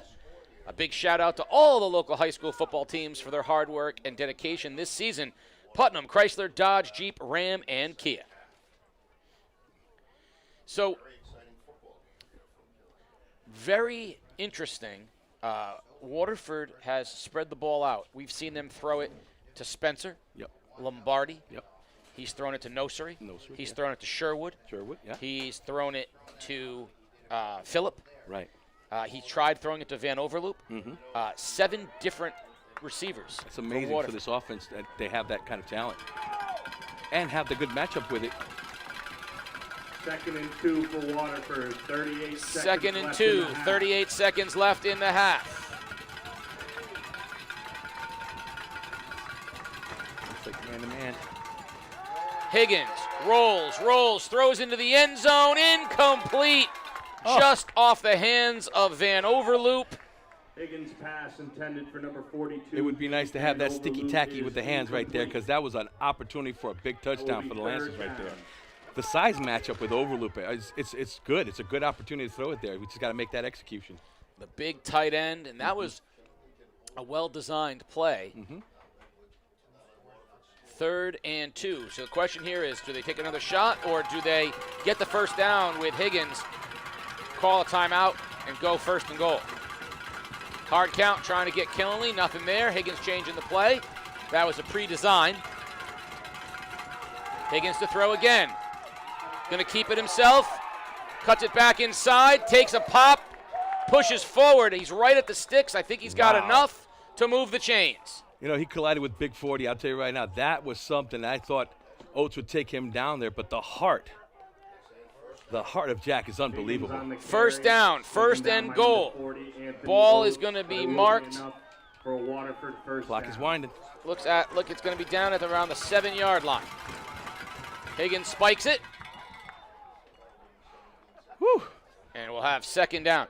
So we're 17 seconds away from halftime. It's been a very exciting first half. So I should tell you that right when we get to halftime, we will take a quick break, but then we will have a special guest in the booth. I'm excited. All-time Killenly athlete and all-round good human being, Soren Reef, will be in the booth with us, giving us 5 minutes on Killenly and his journey this past season. And then, of course, 3 pounds of pasta. Whoop, whoop. Special Peter Wappy edition here in the playoffs. I took my papaya pills. I'm ready. Higgins rolls, throws, incomplete, looking for Spencer. And that'll bring up 3rd and goal with 13 seconds remaining. I mean, they're in field goal range. Their field goal kicker has been a problem all year long. We saw even on the extra point. They've brought Phillip in as the kicker. So that is a no guarantee. No guarantee. Replacing the freshman Barlow. But anything can happen. We saw that in Wyndham. So I think this is 2 shots for the end zone here. Higgins on 3rd down. Design draw, nothing there. Great defensive into the run play. blitz. Waterford's going to have to call the timeout. Higgins is sacked by number 33. Oh my God, Joseph unbelievable play. Mackey got there first on man. the run blitz. 9 seconds remaining. Waterford will take the timeout, and it'll be Waterford. 4th and goal. Now, Oh, boy. the ball is it's on the right location for a kick. Right. Middle of the field off the hash, and it's at the 11. So it's a 26-ish yard field goal. if they practice it, it could happen. It is on the long side Right. for the Waterford kicker. I think you got to try to get points here. You got to try to get points. In practices, we used to always have conditioning, like opportunities where we tell the kicker, here's the situation, kick it, and if you make it, we'll lower our conditioning. And so things like that, when you practice throughout the year, gets opportunities like this to be something comfortable. So like I said, if they practice it, but we see right now their offense is out there. They want to get the 6, brother. This is great football here. Well, they know they're getting the ball to start the second half. Yep. This would be momentum personified. Right. 4th down and goal. 9 seconds left. Higgins from the shotgun. Throws over the middle. Incomplete. Looking for Spencer. Pass was low. And Killingley will take over with 5 seconds remaining. Defensively, they held. And should roll into halftime with a 21-7 lead. That's a great defensive stop there. It just seems like, again, the good thing that I've noticed is when the defensive linemen are rushing, they're keeping their eyes on Higgins to see if he's going to run. But that also helps them, too, when he starts to throw the ball, to get their hands up. So as an offensive lineman, you always try to say, punch to the chest plate and try to get that guy to get those hands down. And that's what they got to work on in the second half. We are at halftime. An exciting first half sees the #1 undefeated Killingley High School football team with a 21-7 lead over the very game Waterford High School Lancers. We're going to take a quick break, and we'll be back with Killingley's Soren Reef right after this message. You're watching Game Day live on theday.com. Now that Thanksgiving Day is over, it's time to focus on the biggest holiday of the year. The Day Holiday Classic, of course, December 23rd, live from Mohegan Sun, and it has everything you could want and more. Last year's best stories, last year's best players, and the best rivalry in the ECC, all at the Holiday Classic. Remember Wheeler's run to the semifinals last year? Remember Old Line winning a state championship last year? Well, they're going to take each other on in the Holiday Classic. Government leaders, reporting on the issues that matter most to you. Since 1881, we have been serving our community and will continue to do so 7 days a week, 365 days a year. Never miss a day of news. Enjoy convenient home delivery right to your doorstep, 7 days a week. Subscribe at theday.com/subscribe. Game Day is brought to you by Waterford Dental Health. Gear up for game day with a winning smile from Waterford Dental Health. Located in Waterford, we're your go-to for top-notch dental care in a relaxed, friendly setting. Whether you need a routine checkup, a cosmetic boost, or advanced treatment, our experienced team has you covered. Enjoy the game with confidence and comfort. Schedule your appointment today. Waterford Dental Health, where your smile is our top priority. Visit us online or call now to book. We're back at halftime, 21-7. Killingley on top of Waterford as the sun is beginning to fade a little bit, and you see the cold and the snow. The Killingley High School band out there performing at halftime. I want to thank again Soren Reef for joining us. What a Awesome. Great young man. We're not going to talk about it with him, but the young man just lost his mom. She's one of the first family of Killingley sports. Recently, after a long battle with cancer, and that family was the Killingley community rallied around that family, but that young man is going to be a success in his life, and I think it really did. If you look at what can high school sports and what can a high school community do for you, that kid right there will go down in history in Killingley as an all-time performer, and I think that's as much as Killingley needed him, he needed them, and that's right. That family is top-notch, and we're happy to have him on here. All right, I'm a little nervous. 3 pounds of pasta. Peter Wappy said that our performance. The AI there on that one, huh? He said that our performance in his last round was so good, really? and we embarrassed him by being so talented at it that he is going to shred us like mozzarella cheese. Okay, well, guess what? My lazy eye straightened out, and I got that finito attitude. Let's go for it. I am completely scared. All right, Peter, what do you got for us? All right, so as you Papa guys Ned, know, I love you. on Thanksgiving, New London's Demo Fletcher scored 8 touchdowns. Correct. Putting his name in the Connecticut High School record book. Yes. 10 is the record.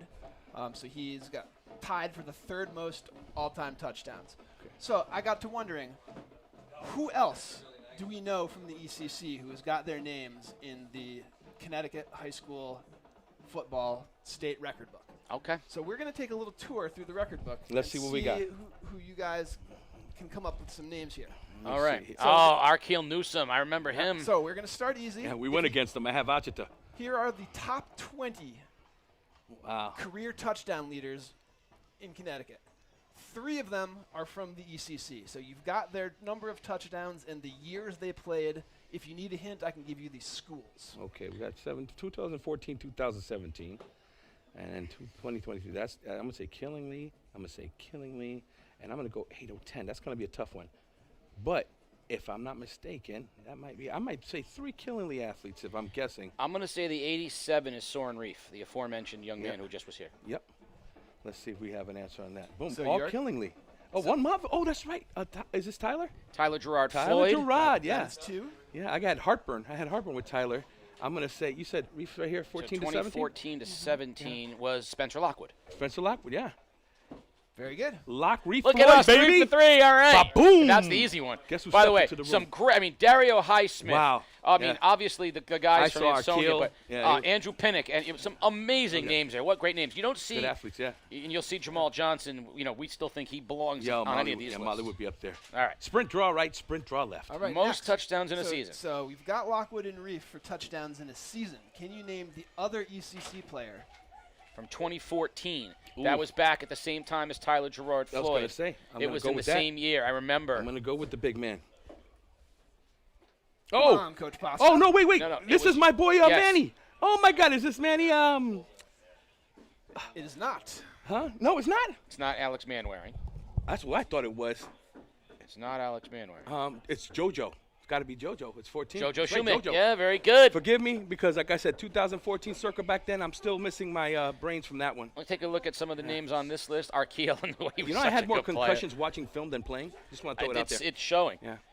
Some great names there. Oh, Victor Rosa. Yeah. Bristol Central. Wow, there's All some right, good so names there, moving man. on. Yes, moving on. Okay, here we go. Most yards passing in a game. Here are your top 10. There is one ECC. He accomplished it against NFA in 2014. He 530 was the quarter, he was kind of yards. the hybrid. The hybrid. Oh my No, God. that predates. That's early. That's before Johnson.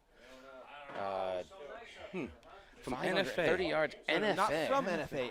Against Oh, NFA. against Oh, NFA. guess it. Man, woo. Well, now we're talking. Let's pick it up. 2014 against I'm gonna NFA. say Now, 2014. Casey, you are going to. I'm going to say Bobcats at quarterback, the Golden Boy. I remember numbers. Bacon Academy. That's right, the Sean Golden Boy. Kelly. Yeah, it has to be. Because remember, that was the year that we went at for the Mud Bowl. That's Sean right. Kelly threw for We said, 530. we got to get the Golden Boy. Yeah. Sean Kelly. Great athlete, too. Shout out to Peter Gazibwe, Yes. That Sean was Kelly. his junior year. Yeah, That the was his next junior year year. was the year. Yeah. It was hard to Wow. stop that kid. It was hard to stop him, but we did. All right. Thank God. Most So- interception returns. 1987. Jamal Johnson. You going to go Molly? I go Molly, yeah. I'll go Molly. So both athletes And this is going to be probably, from the Whalers. Oh, 2014. that's going to be, my goodness. I'm thinking it's got to be Lucas. I'm not, oh, no, it could be Jigger or Lucas. No, it was Jelani Lucas. Jamal Johnson. and Michelle, I Jelani love you, Lucas. Michelle. Now, Produced beautiful kids. I ain't gonna lie. 1987. Yeah. Is that 80? That was- Is that 86, 87? Because that would be his. Yeah. That would be Junior year. his. That was when we went up to New Britain. They lost in the finals to yeah, and then the other Ansonia. one, we went to Veterans But State. yeah. He was look at. elusive And right is that there. Bobby Valentine? That's Bobby Valentine. Yo, Bobby Valentine. Valentine? That's Bobby V, the manager at Rippowam. Yeah, 1965. How great is that? Classic. You have those But old yes, schools right there. And Jamal Johnson. I'm glad to see. I'm just happy to see And him where he Leaf. So You belongs. guys are good at this. Well, you know, he is. He's you know, good at this. I'm we still got a cheat Okay, sheet here right we here. go. Punt returns for a touchdown in the season. 25 and 2000. I'm going to say Jigga is on one of these right here. Yeah, I think you're probably I'm right. going to say Jigga. One's New London, and then the one over here in 2010. Both of New them- London. I'll probably say brothers. Jelani and probably Jigga at the same time.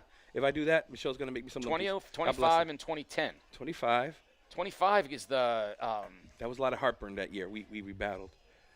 That probably was the year that Jack was there.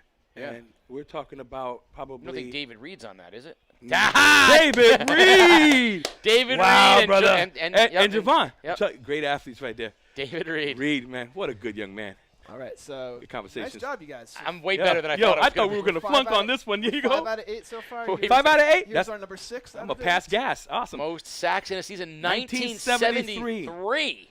Oh, look at Dwight Freeney. And he's an ECC player, 1973. Tommy Major. Tommy Majors, probably. You've got the correct school. Okay, it's you know not what? Tommy No, Major? no, It's not because Tommy Tommy Majors Major. was back in like late. Oh, he was earlier than that. earlier than that. 73. So I'm gonna say, man, I wish Darren McNair was there at that time because he was. No, a bad he's in boy. the 80s. Yeah, he's in the 80s. I'm over gonna 80s. Go I'm with, 73. you know My what? if I could phone a friend, my father would know. Why do I feel like it's a green? You know, most sacks in the season, you had the green. You had back in the day, that was a good crew, but that was before then. That was So it's 84 going to be squad. a name that you know. Dwight Freeney. Look at I'm that. gonna by the say- way. We're going to reveal it.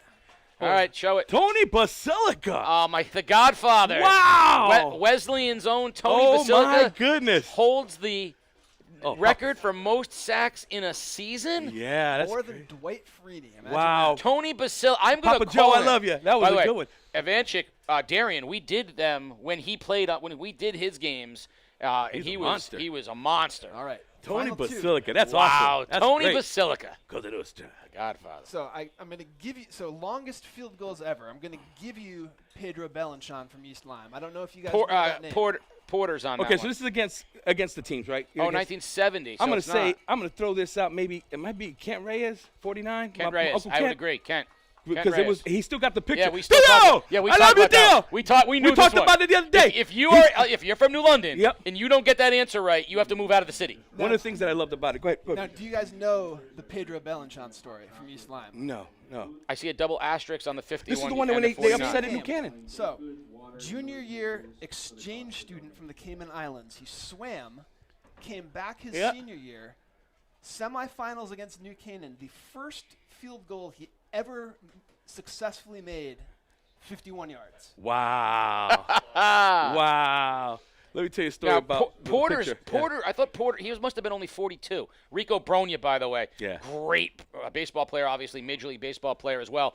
Outstanding punter, kicker, and quarterback for Watertown. And look at that, 54. Unbelievable. One of the things that I enjoyed, Case, was is a picture when I was children Kent coaching at Stonington. God bless him, man. We used to always talk about the history. He has a picture actually of him taking that kick. The kick actually, I'm telling you right now, if you guys can visualize this, went over the field goal, went across the street and hit the Georgiana house where there was kids that actually would stay on top of the roof to watch the game in that angle. And so he has that portrait where that football's still going and the kids reaching out to catch it. So It would have been good. There's from, facts. would've There's a been- receipt. Would have been good from 96 yards. Could have been. All right, last one. So last one. Most point afters in a most- season. The most difficult one. Okay, 19. 20. But this 15. is a player known to both of you, or definitely known to you, Casey. Okay, so one Garrett of them- Burdick. You're gonna go Burdick? I'm gonna go with because he sounds so confident when he said put on that good deodorant. Let's go. And the answer is Killingly. Damn. Oh So man. I will allow you to phone a friend in the press box. Let's see. We have a classic we're gonna have over here. Attempts, Killingly kicker, 2015 to 2018. Woo! He says it with confidence. I'm gonna go with it. Luke. Listen, he better not get that one wrong. Big Luke in the building. Well, you know what? That's awesome. We had ourselves a teammate come across here, help us out. We passed. I'm gonna get my license. That is outstanding. That was good, was Pete. really well done. That was good, my brother. Really That was well done. awesome. So here's what we have to set the stage for.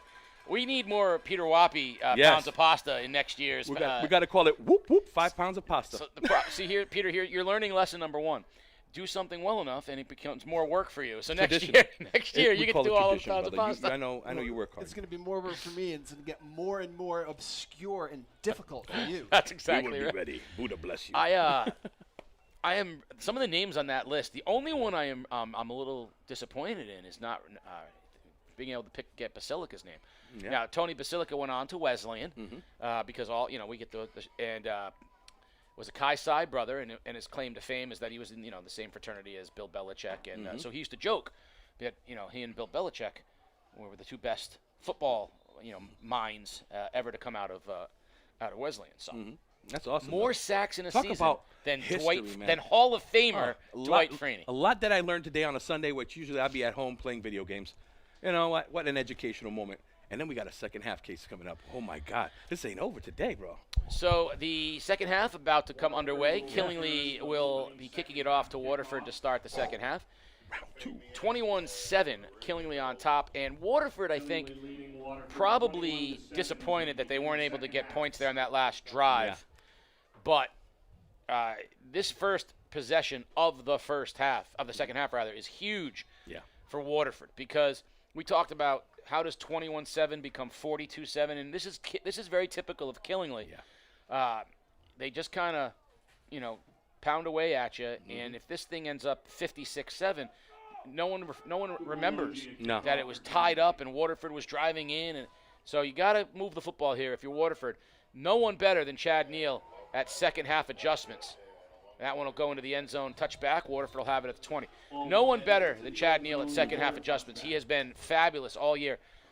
My favorite story is that New London was kicking their butts, literally in the score and on the field, taking it to them. Right. They went into halftime. Coming out at a halftime, he had a smirk on his face. He had him. He knew what he came out with a when are you not in the right spot? He came out of halftime. He knew exactly what the adjustment was, and they went, and it was Everton Brown. Yeah. And they absolutely They put lightning in there. Yeah, you're right. So let's see what the two coaches come up with. The Waterford staff, Coach Nolda, they've been great all year long. Then they start with Rassicott on the ground, and he is met in the hole by Oates. Woo! Wrestling's finest right there. That's a fiber tackle. Yeah. Casey, I agree with what Coach Neal does. One thing that I did observe in week 3 when I was outside seeing the coaches get together, they unite, they discuss the aspects of the game, what their angles are, and Coach Neal absorbs all that, tells these guys to make corrections, and it's not a rip and roaring thing. It's a teaching component, and I think that confidence builder going out there to see it makes that defense play better, makes the whole team play better. Second down and 9. Higgins gonna throw. Quick one out it goes. Spencer with the catch, and he drops down at the 25. It'll bring up 3rd and 5. Nice little pitch into the flat for by Higgins to Parker Spencer. Yeah, the defense right now is showing some more zone coverage. We had that situation with the under route. He was throwing a lot of good throws there. They're mixing it up. I see a zone coverage there where the linebackers are trying to get underneath 1 or 2 receivers. We saw in the first half exclusive man coverage, daring Higgins and Waterford to throw the ball into that single coverage. Here we go, 3rd and 5. Killingly has been very good on this down and distance defensively. Motion Lombardi, so they see that it's man.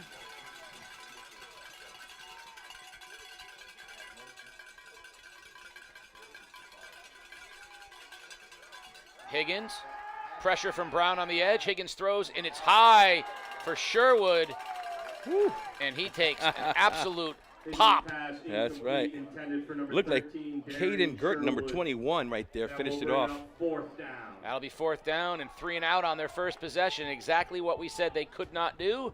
And Spencer will punt it away. Casey, we know Rocky 3. There's a theme to it. Round 3. Remember that? If you're going to go full force, Clubber Lang is going to finish the job, and he knocked Rocky out in the first round. We'll see what happens here. Good snap. Spencer, no pressure, bangs that punt high, and it comes down to Lamont, who takes the fair catch right at his own 40-yard line. So first possession of the second half for Killingly. Waterford, it's funny, if you're Waterford, you got to feel like you played pretty good defensively. You had a turnover, you held them a few times, and yet you're down 21-7. I mean, it's tough because defensively, I think Waterford would say, I thought we played pretty good. Yeah, they did in some way to keep that thing contained from being a blowout. But right, the sputtering offense in some situations, penalties did affect it. Again, this could be 21-14. 49 points a game. Yeah. This Killingly team is averaging. Their last 4 games, they scored 70 and 50 in addition to double 40s. Only once this year did they score lower than 40 points, and that was against Sheehan in a victory. First down. Hand off to Allard.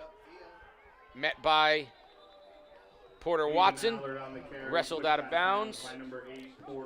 It'll be a short gain. We'll call it. Oh, they're going to say he got an extra yard or 2, so 5 actually. It looked like he had gotten him after 3, but 2nd and 5. I had a chance, Case, to announce that game and see it live, and what I did see was how Killingly actually learned from that and became the team that they are right now. They beat a really good team. 2nd down. Toss. Everton Brown. Cuts it inside, gets to the outside, stays on his feet, and finally, from behind, trailing the play, the lineman Sam Vasquez, but not until Brown is into Waterford territory. 35-yard line. They have been running him to the left side. They found something on that left side of the defense, or the right side of that defense facing him, that really is weak, and that he can go right around the outside there, and that's been there all day. Thunder and lightning is showing up right now. First down, Killingly at the 35-yard line. Handoff, Brown met in the backfield, bounces off of that and puts his head down into Lombardi, and he'll gain a few yards. But he was met in the backfield.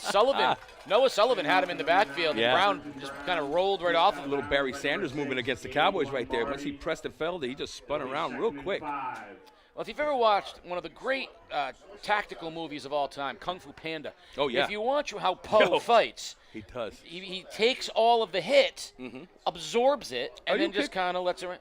It reflects off. That's right. The energy that you give to me will go back to you. That's what Everton Brown did on that Good play physics. right there. Good physics there.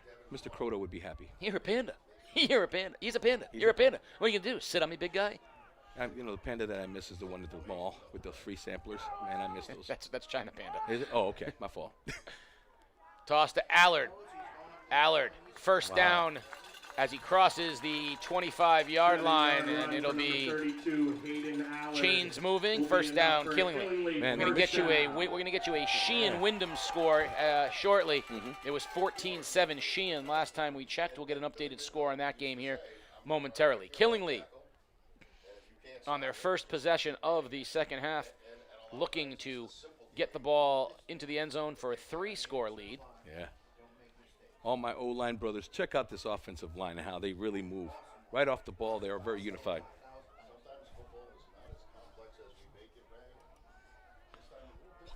First down, Sumner. Allard, not much there. Wyndham jumped on top 7-0 in that game against Sheehan, and it has been all Sheehan since then. 35 straight points as Sheehan looking to punch their ticket into the Class SS state championship. Wow. Killingly, within moments, looking to do the same. Honestly, we kind of drew up that Wyndham and Waterford, 2 ECC teams, had chances today. But I think the Killingly-Sheehan game, the rematch from Week 3, has been in everyone's mind since that game. Yeah. And they are on pace for it. 2nd and 8. Everton Brown trailed and tackle made by Watson. It'll bring up 3rd down. I'll tell you, that game had so much physicality and so much momentum changing per round. Like I said, it was only a 1-score game at the end, but they still scored 50-plus points together. 3rd and 4 for Killingly. An official's timeout. And this timeout is brought to you by Putnam Chrysler, Dodge, Jeep, Ram, and Kia. At Putnam Chrysler, Dodge, Jeep, Ram, and Kia, we're proud to be a part of the community. From finding the perfect car to exceptional service, we're here for you every step of the way. A big shout out to all the local high school football teams for their hard work and dedication this season. We're cheering for you every game. Putnam Chrysler, Dodge, Jeep, Ram, and Kia, where local pride drives us forward. Visit us today at 157 Providence Pike in Putnam or online at putnamchrysler.com or putnamkia.com.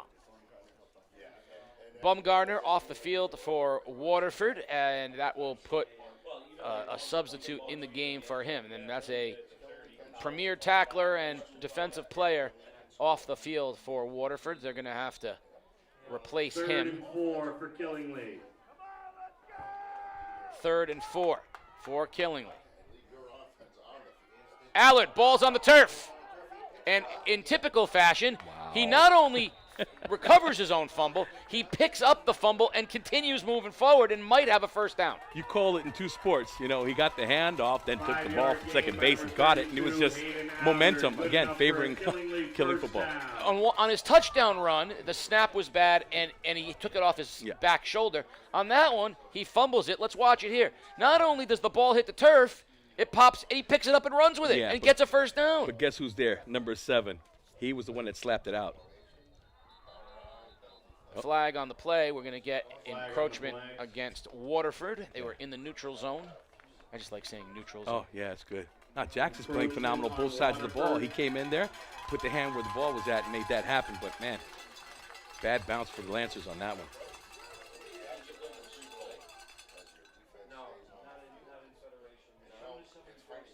It'll be first down. Ball will be marked at the 9-yard line. So 1st and 5 from the 9. Killingly looking to extend their lead.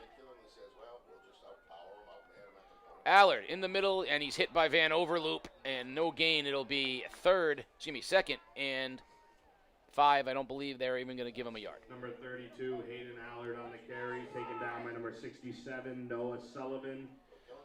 So third time for Allard to try to get into the end zone. His first touchdown came on the first drive of the game. His second touchdown came on their second score. Everton Brown has the other touchdown in typical Killingly fashion, and on 2nd and 6. They go back to Allard. Has this corner. Cuts it inside. Touchdown, Killingly. 9 yards. Hayden Allard, 9 yards, and Killingly on top, 27-7. The power I. And then they ran a misdirection opposite of the strength, which makes that weak side vulnerable. With his speed to get out there, it was pretty much unstoppable. 27-7, and we have not seen Killingly throw the ball much today, which they are capable of doing. Today, Quinn Sumner put it in the air one time. It got tipped and intercepted, and they haven't thrown the ball since. Well, when you can run the ball and gain 3 or 4 yards a pop, Coach Neal's going to keep it that way. Cooper Logie in for the extra point. Good snap, good hold, good kick. And with 5:36 remaining in the third, 28-7, Killingly on top. Let's take a look at Allard, the patience and the misdirection that you talked about. You got that power eye. They ran to the left side with a quick pitch kind of look, and there it is. Everybody blocked, and, with 32 punching it into 1 yard, guaranteed touchdown.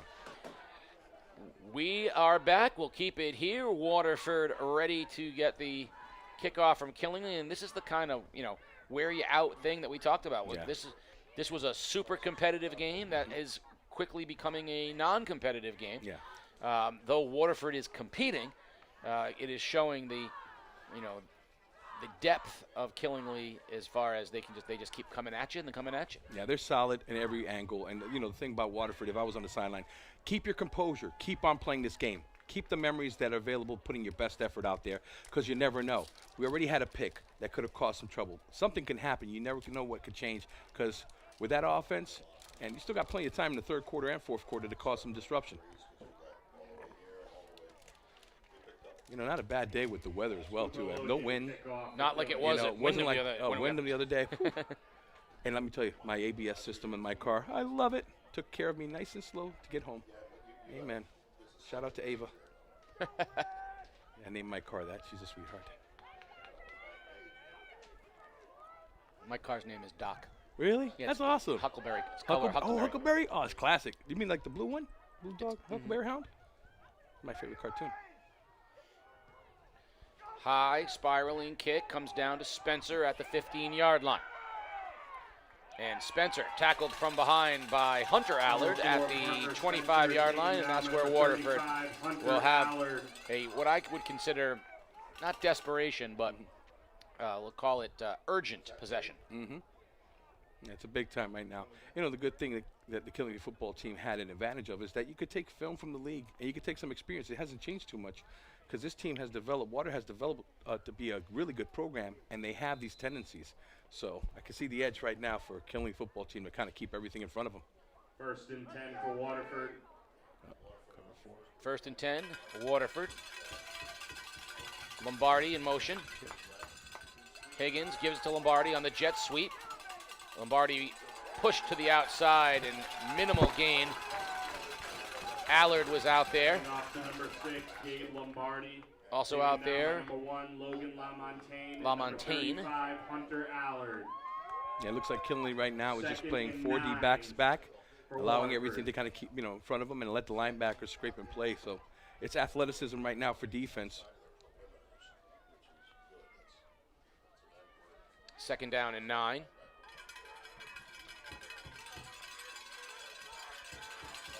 Spencer, Higgins to throw. Deep ball, looking for Lombardi. Single coverage with Allard. And I think Allard intercepted it at the 42-yard line. He did. Beautiful interception. Hayden Allard, one-on-one coverage with Lombardi. He went up and he got it. That was awesome.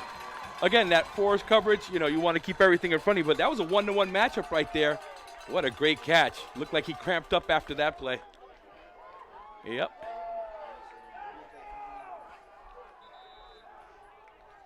This is an absolute fight for the ball. Yep. Let's watch Allard go up with it with Lombardi. They were fighting for it, and Allard wins the battle. What great ball skills. He's a running back. Yep. But he's a heck of a cornerback as well. And while they attend to him, we're going to take a quick break. You're watching Game Day live on theday.com. Communities that are no longer covered by local newspapers become news deserts that lack journalists providing government oversight and access to quality information.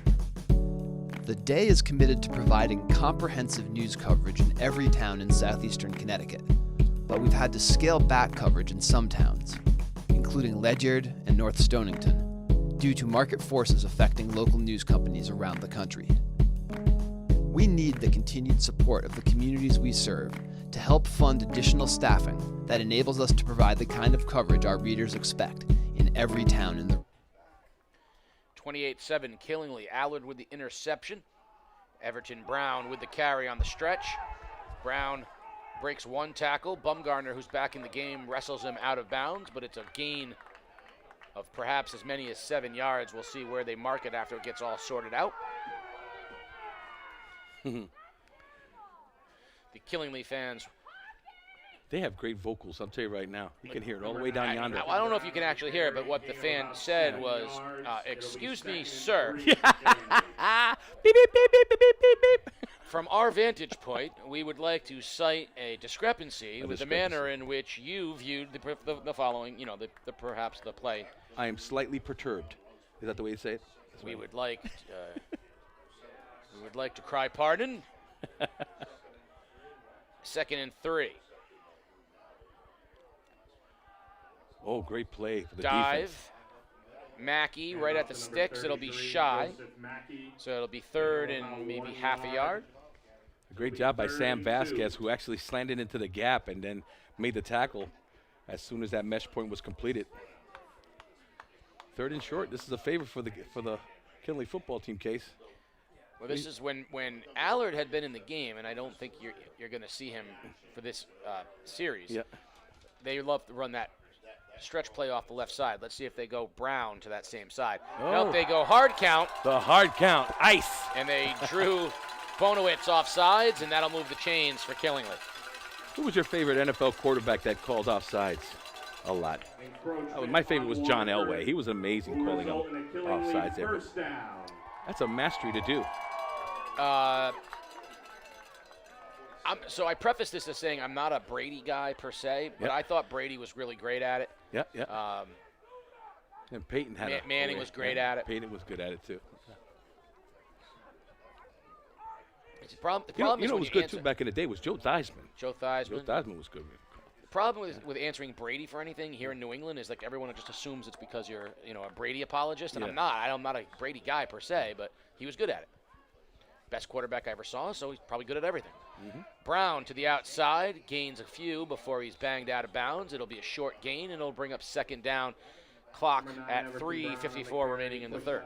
No doubt in my mind that the Lancers here are fighting and giving their very best. As every defensive effort that's coming across, they're moving, they're trying to get to the point of attack, they're trying to wrap and tackle a very tough offense to really stop. But kudos to the defense to continue to be that, strong of what they want to do and how they represent their defense. 2nd and 8.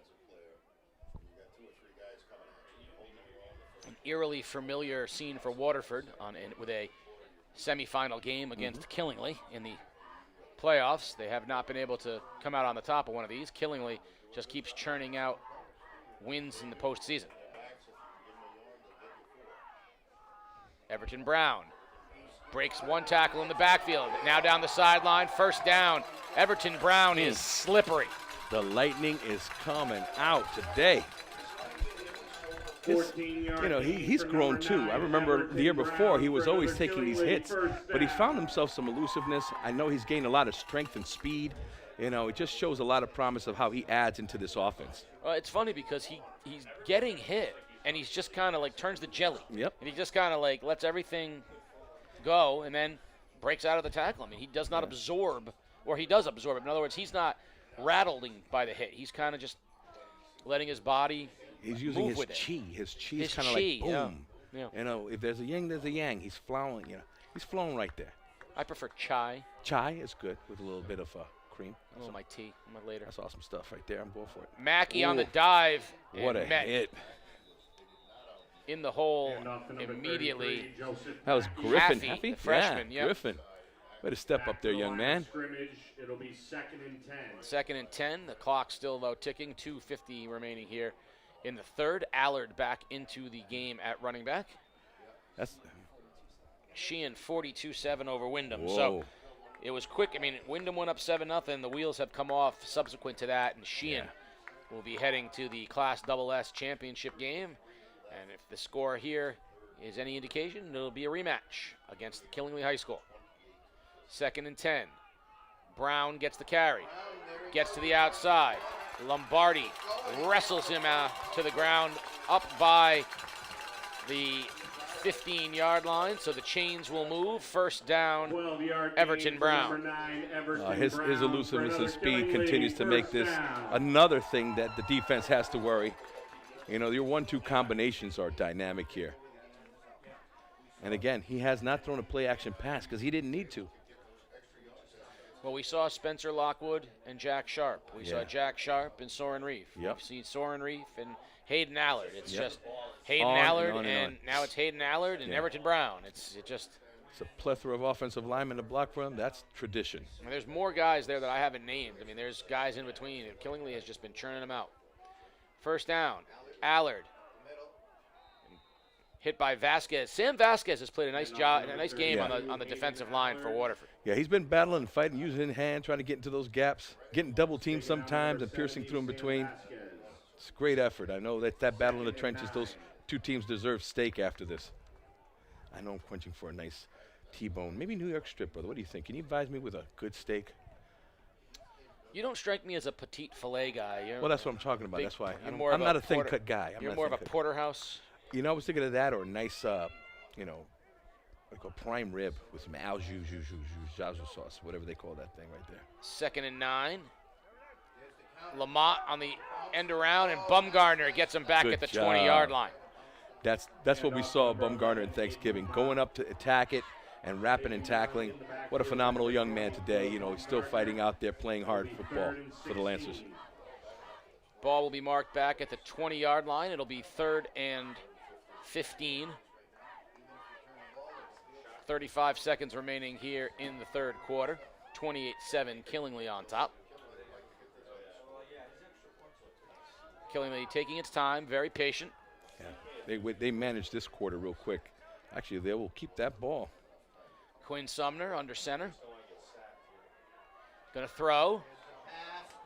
Corner route, looking for his favorite target, Peyton Wallace, but it was a little bit long, and that'll bring up 4th down. Let's see if they trot Logie out to give a field goal attempt, or if they'll go for it.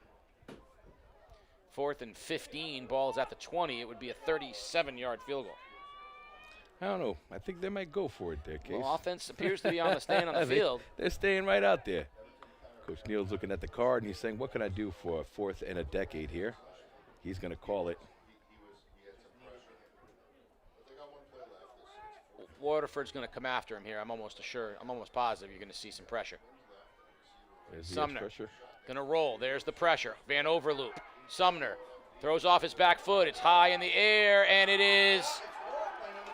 I think Hunter Allard came down with it. Hunter Allard came down with it, but did he get the first down? He did. Woo! We're going to watch that one again. Hunter Allard. What a play call, Coach Neal. What a play call. Hunter Allard went up into the mix. He's catching a cramp again. That was his brother. This ball underthrown because of the pressure into triple coverage, and Allard just went up and fought Lombardi for it. So that's twice Lombardi has gone up against an Allard. And Allard, yeah. And that first time, as a receiver, Hayden Allard with the interception. Yeah. Second time, as a cornerback, Hunter Allard with the reception. This unbelievable, Casey. This all goes back to the barn. He just ripped that football off. He wanted to be more determined to get it. I mean, there's more reps that were put out there, and obviously he won that battle. The Allard brothers are really shining today. They're cramped. They're competing. They want to match up. So when they go home, they're like, I have cramps too, Mom. You know, I went through the same thing too. That's awesome. I mean, they say twins do everything, right? That brothers do everything together, so cramping together after big receptions That's as what's well. up. The stories could be the same for the future siblings. We're at the end of 3, 28-7, Killingly on top. Fourth quarter action on the other side. You're watching Game Day live on theday.com. At the end of today's game, you'll have the Philomenas player of the game. Game Day is brought to you by Philomenas. It's always game day at Philomenas, southeastern Connecticut's go-to destination for events, fine food, and great atmosphere. Offering an all-new brunch menu, wing and drink specials, and live music, Philomenas provides the premier atmosphere for viewing all of your college and pro football. Stop in and see Mike or Sarah sit at the brand-new bar, or reserve your party in one of 3 private dining areas. Everyone's family at Philomenas. You're also going to want to follow Game Day CT after the game for the Science Top Play. Pave the way for your students' financial success with a MySci account from Science Federal Credit Union. Open a high-yield MySci savings account today and help support a positive financial future for your student. Visit sciencefcu.org to learn more. We're back, and after an exceptional catch in traffic made by Hunter Allard, it'll be first and goal for Killingly. That 4th and 15 play, uncanny how it was thrown 15 and a half yards. Yeah. I mean, that's another thing in all seriousness. You know, you see a lot of plays even in the NFL level where the ball is thrown short of the first down, and you say, you know, why would you throw it there? And yet that ball was thrown exactly where it needed to be. Yeah. And Allard, exceptional strength going up and making that catch.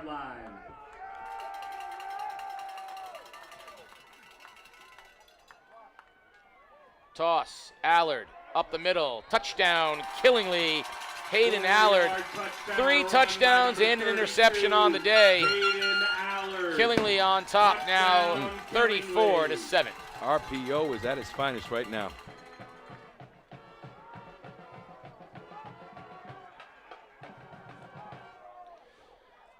I was talking with someone before the game, and they said that their final score, their predicted final score, was 45-7. This is close.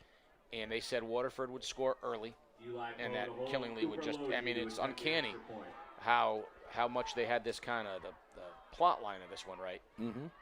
Snap good, kick up, and it is good. 35-7, Killingly on top, and this is what they do. I mean, their path to the final and Sheehan's path to the final look very similar. Let's take a look at Allard. Look at the blocking. Power here. football as he goes inside the gap and gets to the end zone. And it's another 6 points for the Killingly football team. That sounds like, you know, old school Steve Sable right there, right? Wasn't bad. That wasn't bad at all. Been working on those voiceovers, brother. You know, taking a look at this Killingly team, Everton Brown is a senior. Yep. Anthony Oates is a senior. Yeah. Your guy Glashenko on the offensive line is a senior. Love that. And but they are going back almost entirely juniors. Reload, refuel, go back in that barn, keep the tradition going. You know, Soren said it right. I was here, I bought into it because I seen the tradition, and that's why I came here to be the best I can be. And year after year after year, Coach Neal has done a great job. I remember when Coach Neal was just an assistant coach, going through all these clinics, taking time to get better, and this has paid off for him and his program. He's got energy right on the sidelines there, up and down, clapping and motivating. 35-7, Killingly on top here, early fourth quarter. Kick comes down, Lombardi outside to the 30-yard line. Gabe Lombardi on the return. And Waterford will have it first and 10 at their own 30. Peyton Wallace on that tackle.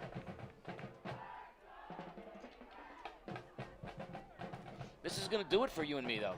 Yeah, brother, it's been a great ride, man. I mean, I was just sitting back thinking, the first time you guys brought me here was at a Waterford game, a little preseason, and we saw this young team develop, and, man, many games in between that, we put on I guess we had some fun. A lot of people love it. You guys are amazing. First down, Higgins. Going to keep it himself. There he is. Gets to the outside. First down and more. And we've been waiting for that, but that's because Killingly's changing up their defense as well. Yeah. You know, I talked to Coach Nolda before the game, and this has been a successful season They were undefeated when Higgins started and finished the game. Yeah.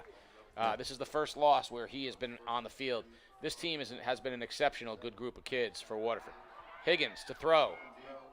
Airs it out, looking for Spencer, tipped away by Lamont, incomplete. You know, when does losing not necessarily feel bad? You know, we say that in life, the only thing that feels close to as good as winning is losing. Yeah. Because being there is all that matters. Waterford's going to come away from this season. They're going to look back on this season with no regrets. They had a fabulous year. They ran into an unbelievable team. But this group of kids, and we should take a moment to recognize just how good Jax Higgins is. This team lost Brady Sutton before the start of the year in the first game. Right, remember that? Wow. And they put it on Higgins, and he has been unbelievable. Yeah.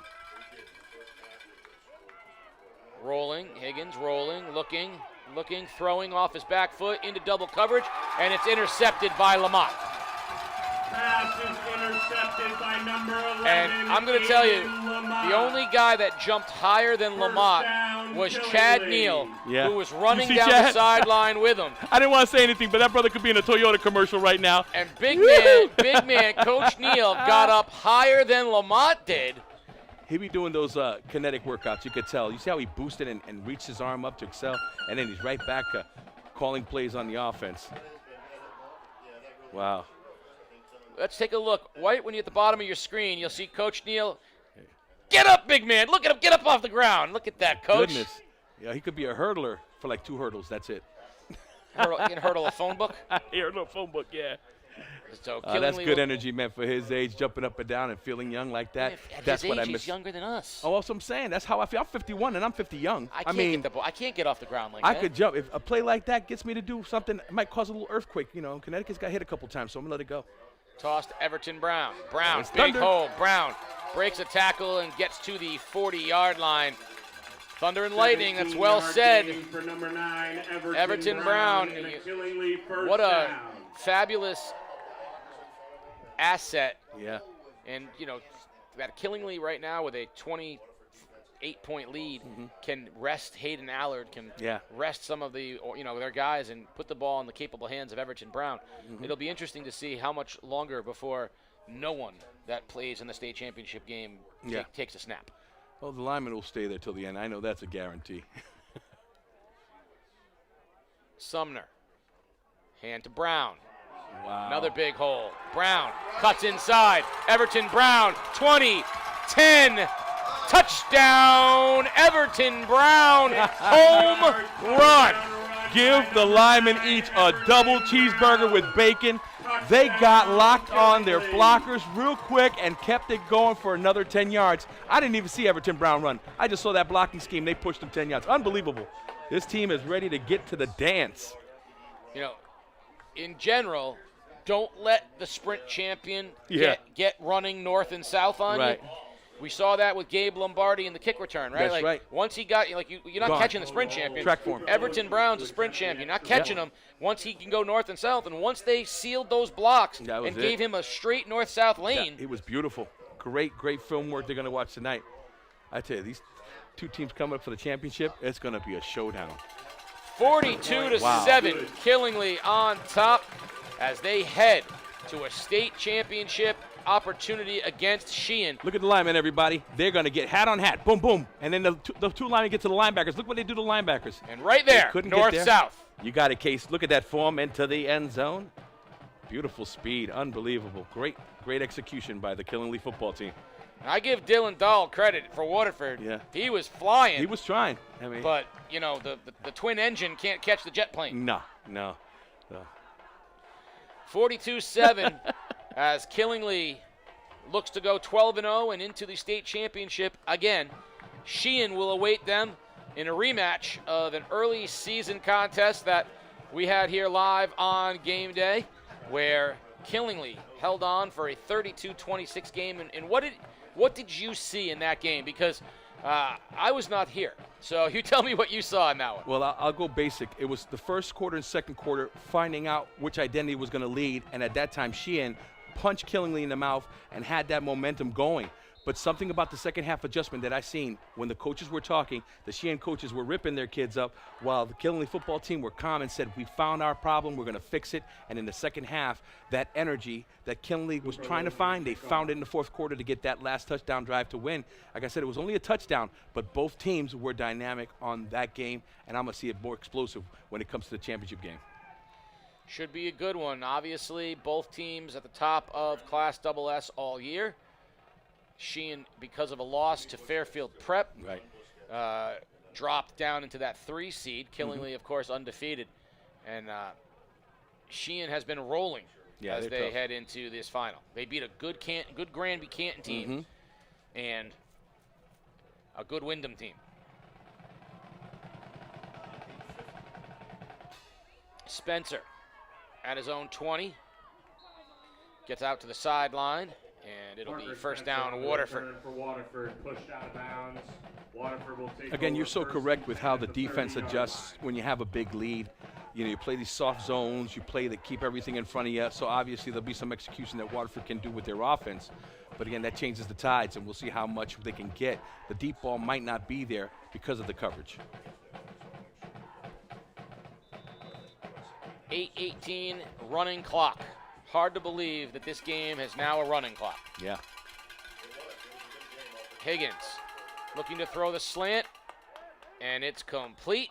And another helmet today popping off.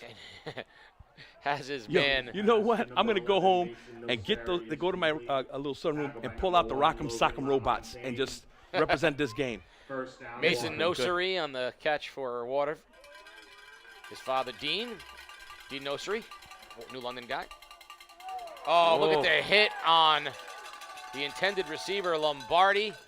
The lick put on him by Peyton Wallace. Broken up by number 8, Peyton See, again, Wallace. that's what you like about zone coverages, because everybody's keying on the quarterback and letting the routes come into their area. And once they route jumps into that area, we call it jump on. If he stays there, you jump right on it, and that was why he had that play pretty much stuffed.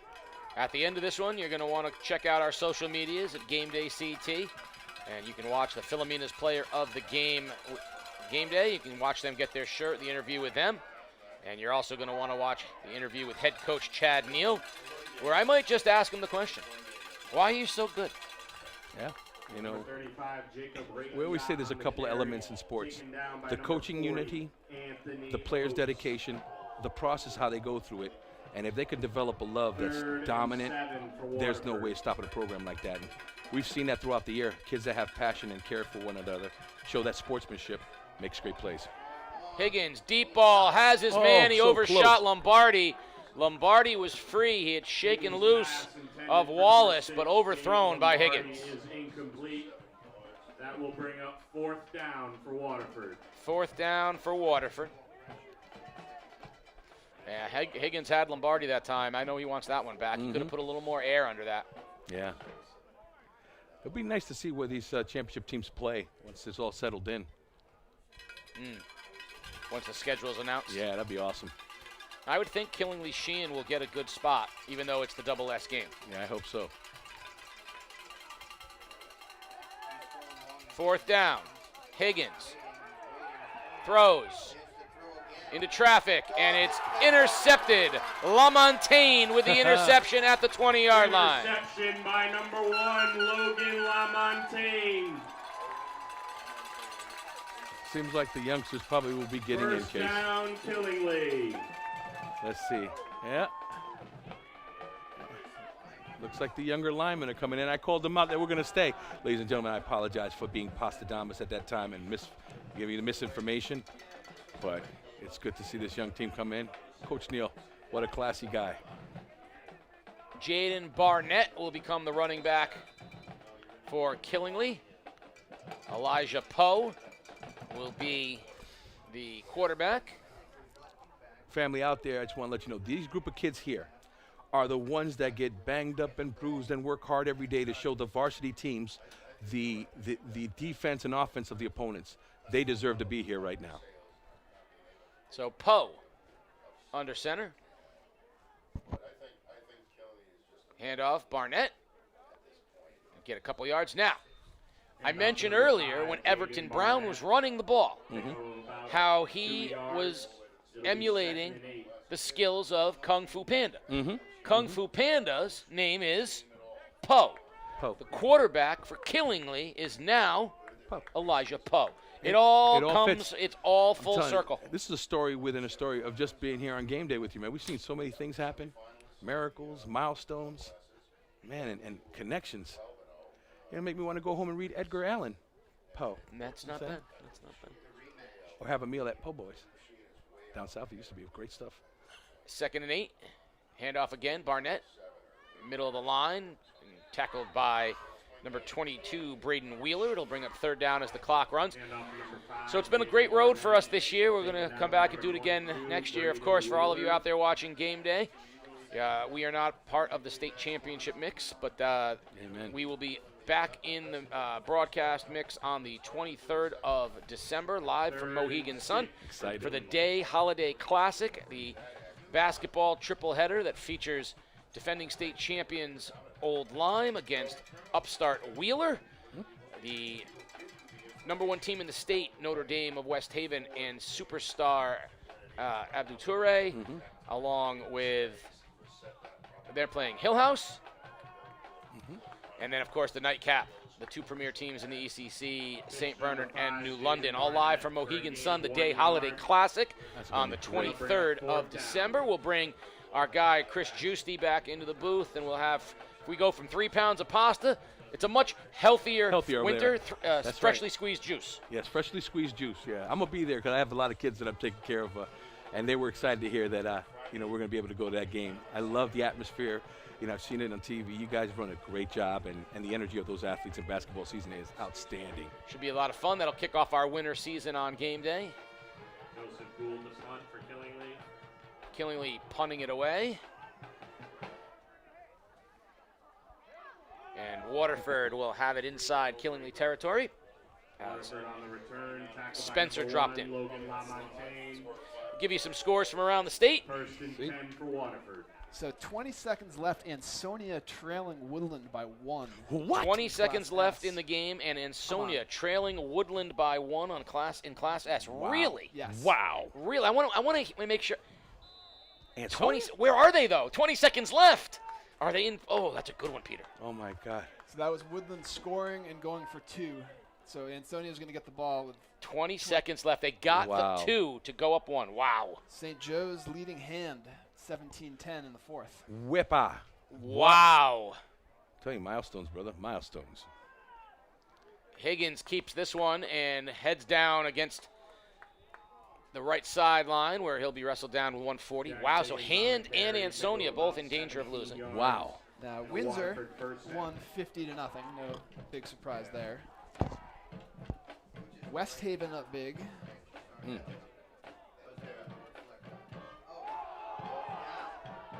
Higgins picks it up, and on a broken play will run out of bounds. It'll be 2nd and long. So in M, Brookfield won, and waiting on the result of that St. Joe's Hand game. I like that Brookfield team. They run hard. Yeah. So 2 potential upsets. Daniel Hand on the ropes right now, and Ansonia. What a win for Woodland That'll be a great victory for Woodland. Yeah. 17 for Waterford. This has been a Rocky Balboa kind of day, brother. Spencer There it is. cuts back inside. Now back to the outside. Parker Spencer gets a 1st down, but running clock is 43 seconds remaining. Waterford trying to punch one more in here before the end of this one. Ansonia scored with 1 second left. Lord have mercy on us. Look, Casey's face right now looks like he's in awakening. He just froze. Go Chargers. Nick Johnson, I love you, brother. Wow. Ansonia. Ansonia coming back. Ansonia. Wow. Woodland, tough loss. Oh, my goodness. Oh, boy. One of the New York State Championship games ended on a Hail Mary where the kid threw a 35, 40-yard Hail Mary over the top of three defenders, all misjumped. And it went over the top of them, and they lost the game. Spencer to the sidelines to Nosary, and that will do it. Awesome. Killingly High School has punched their ticket to the Class SS Finals, where they will have a rematch with Sheehan. Oh, boy. Waterford finishes the year in a beautiful effort. Jax Higgins and company will go down in history as one of the great Waterford teams. Much respect to them. Yes, definitely. Coach Nolda loves this group, and for good reason. This team played hard till the end. Awesome job. But here at Killingly, it is another opportunity at a state championship. Chad Neal and company will play a rematch with Sheehan. From the barn to the rent. That would be nice to hear, right? It has been an absolute joy having my Casey, time with you this year. Thank Mono. you, brother. It was amazing, man. And a lot of fans out there listening to it, and all the fans all across the state. We appreciate you all for keeping time with us. We love you on game day. We'll Love be you. back on the 23rd of December. But, of course, you still have voting for the Grade 8 plays of the fall. Man. You're going to want to watch on the 23rd, the Day Holiday Classic. But get on those social medias at Game Day CT and check out the interview with Coach Chad Neal and with the Philomena's Player of the Game Day. Woo. For Pasta Santa Bria, Peter Wappy, and our crew all year long, we want to say thank you very much. It's been a heck of a fall season. Thank you all for watching Game Day live on theday.com.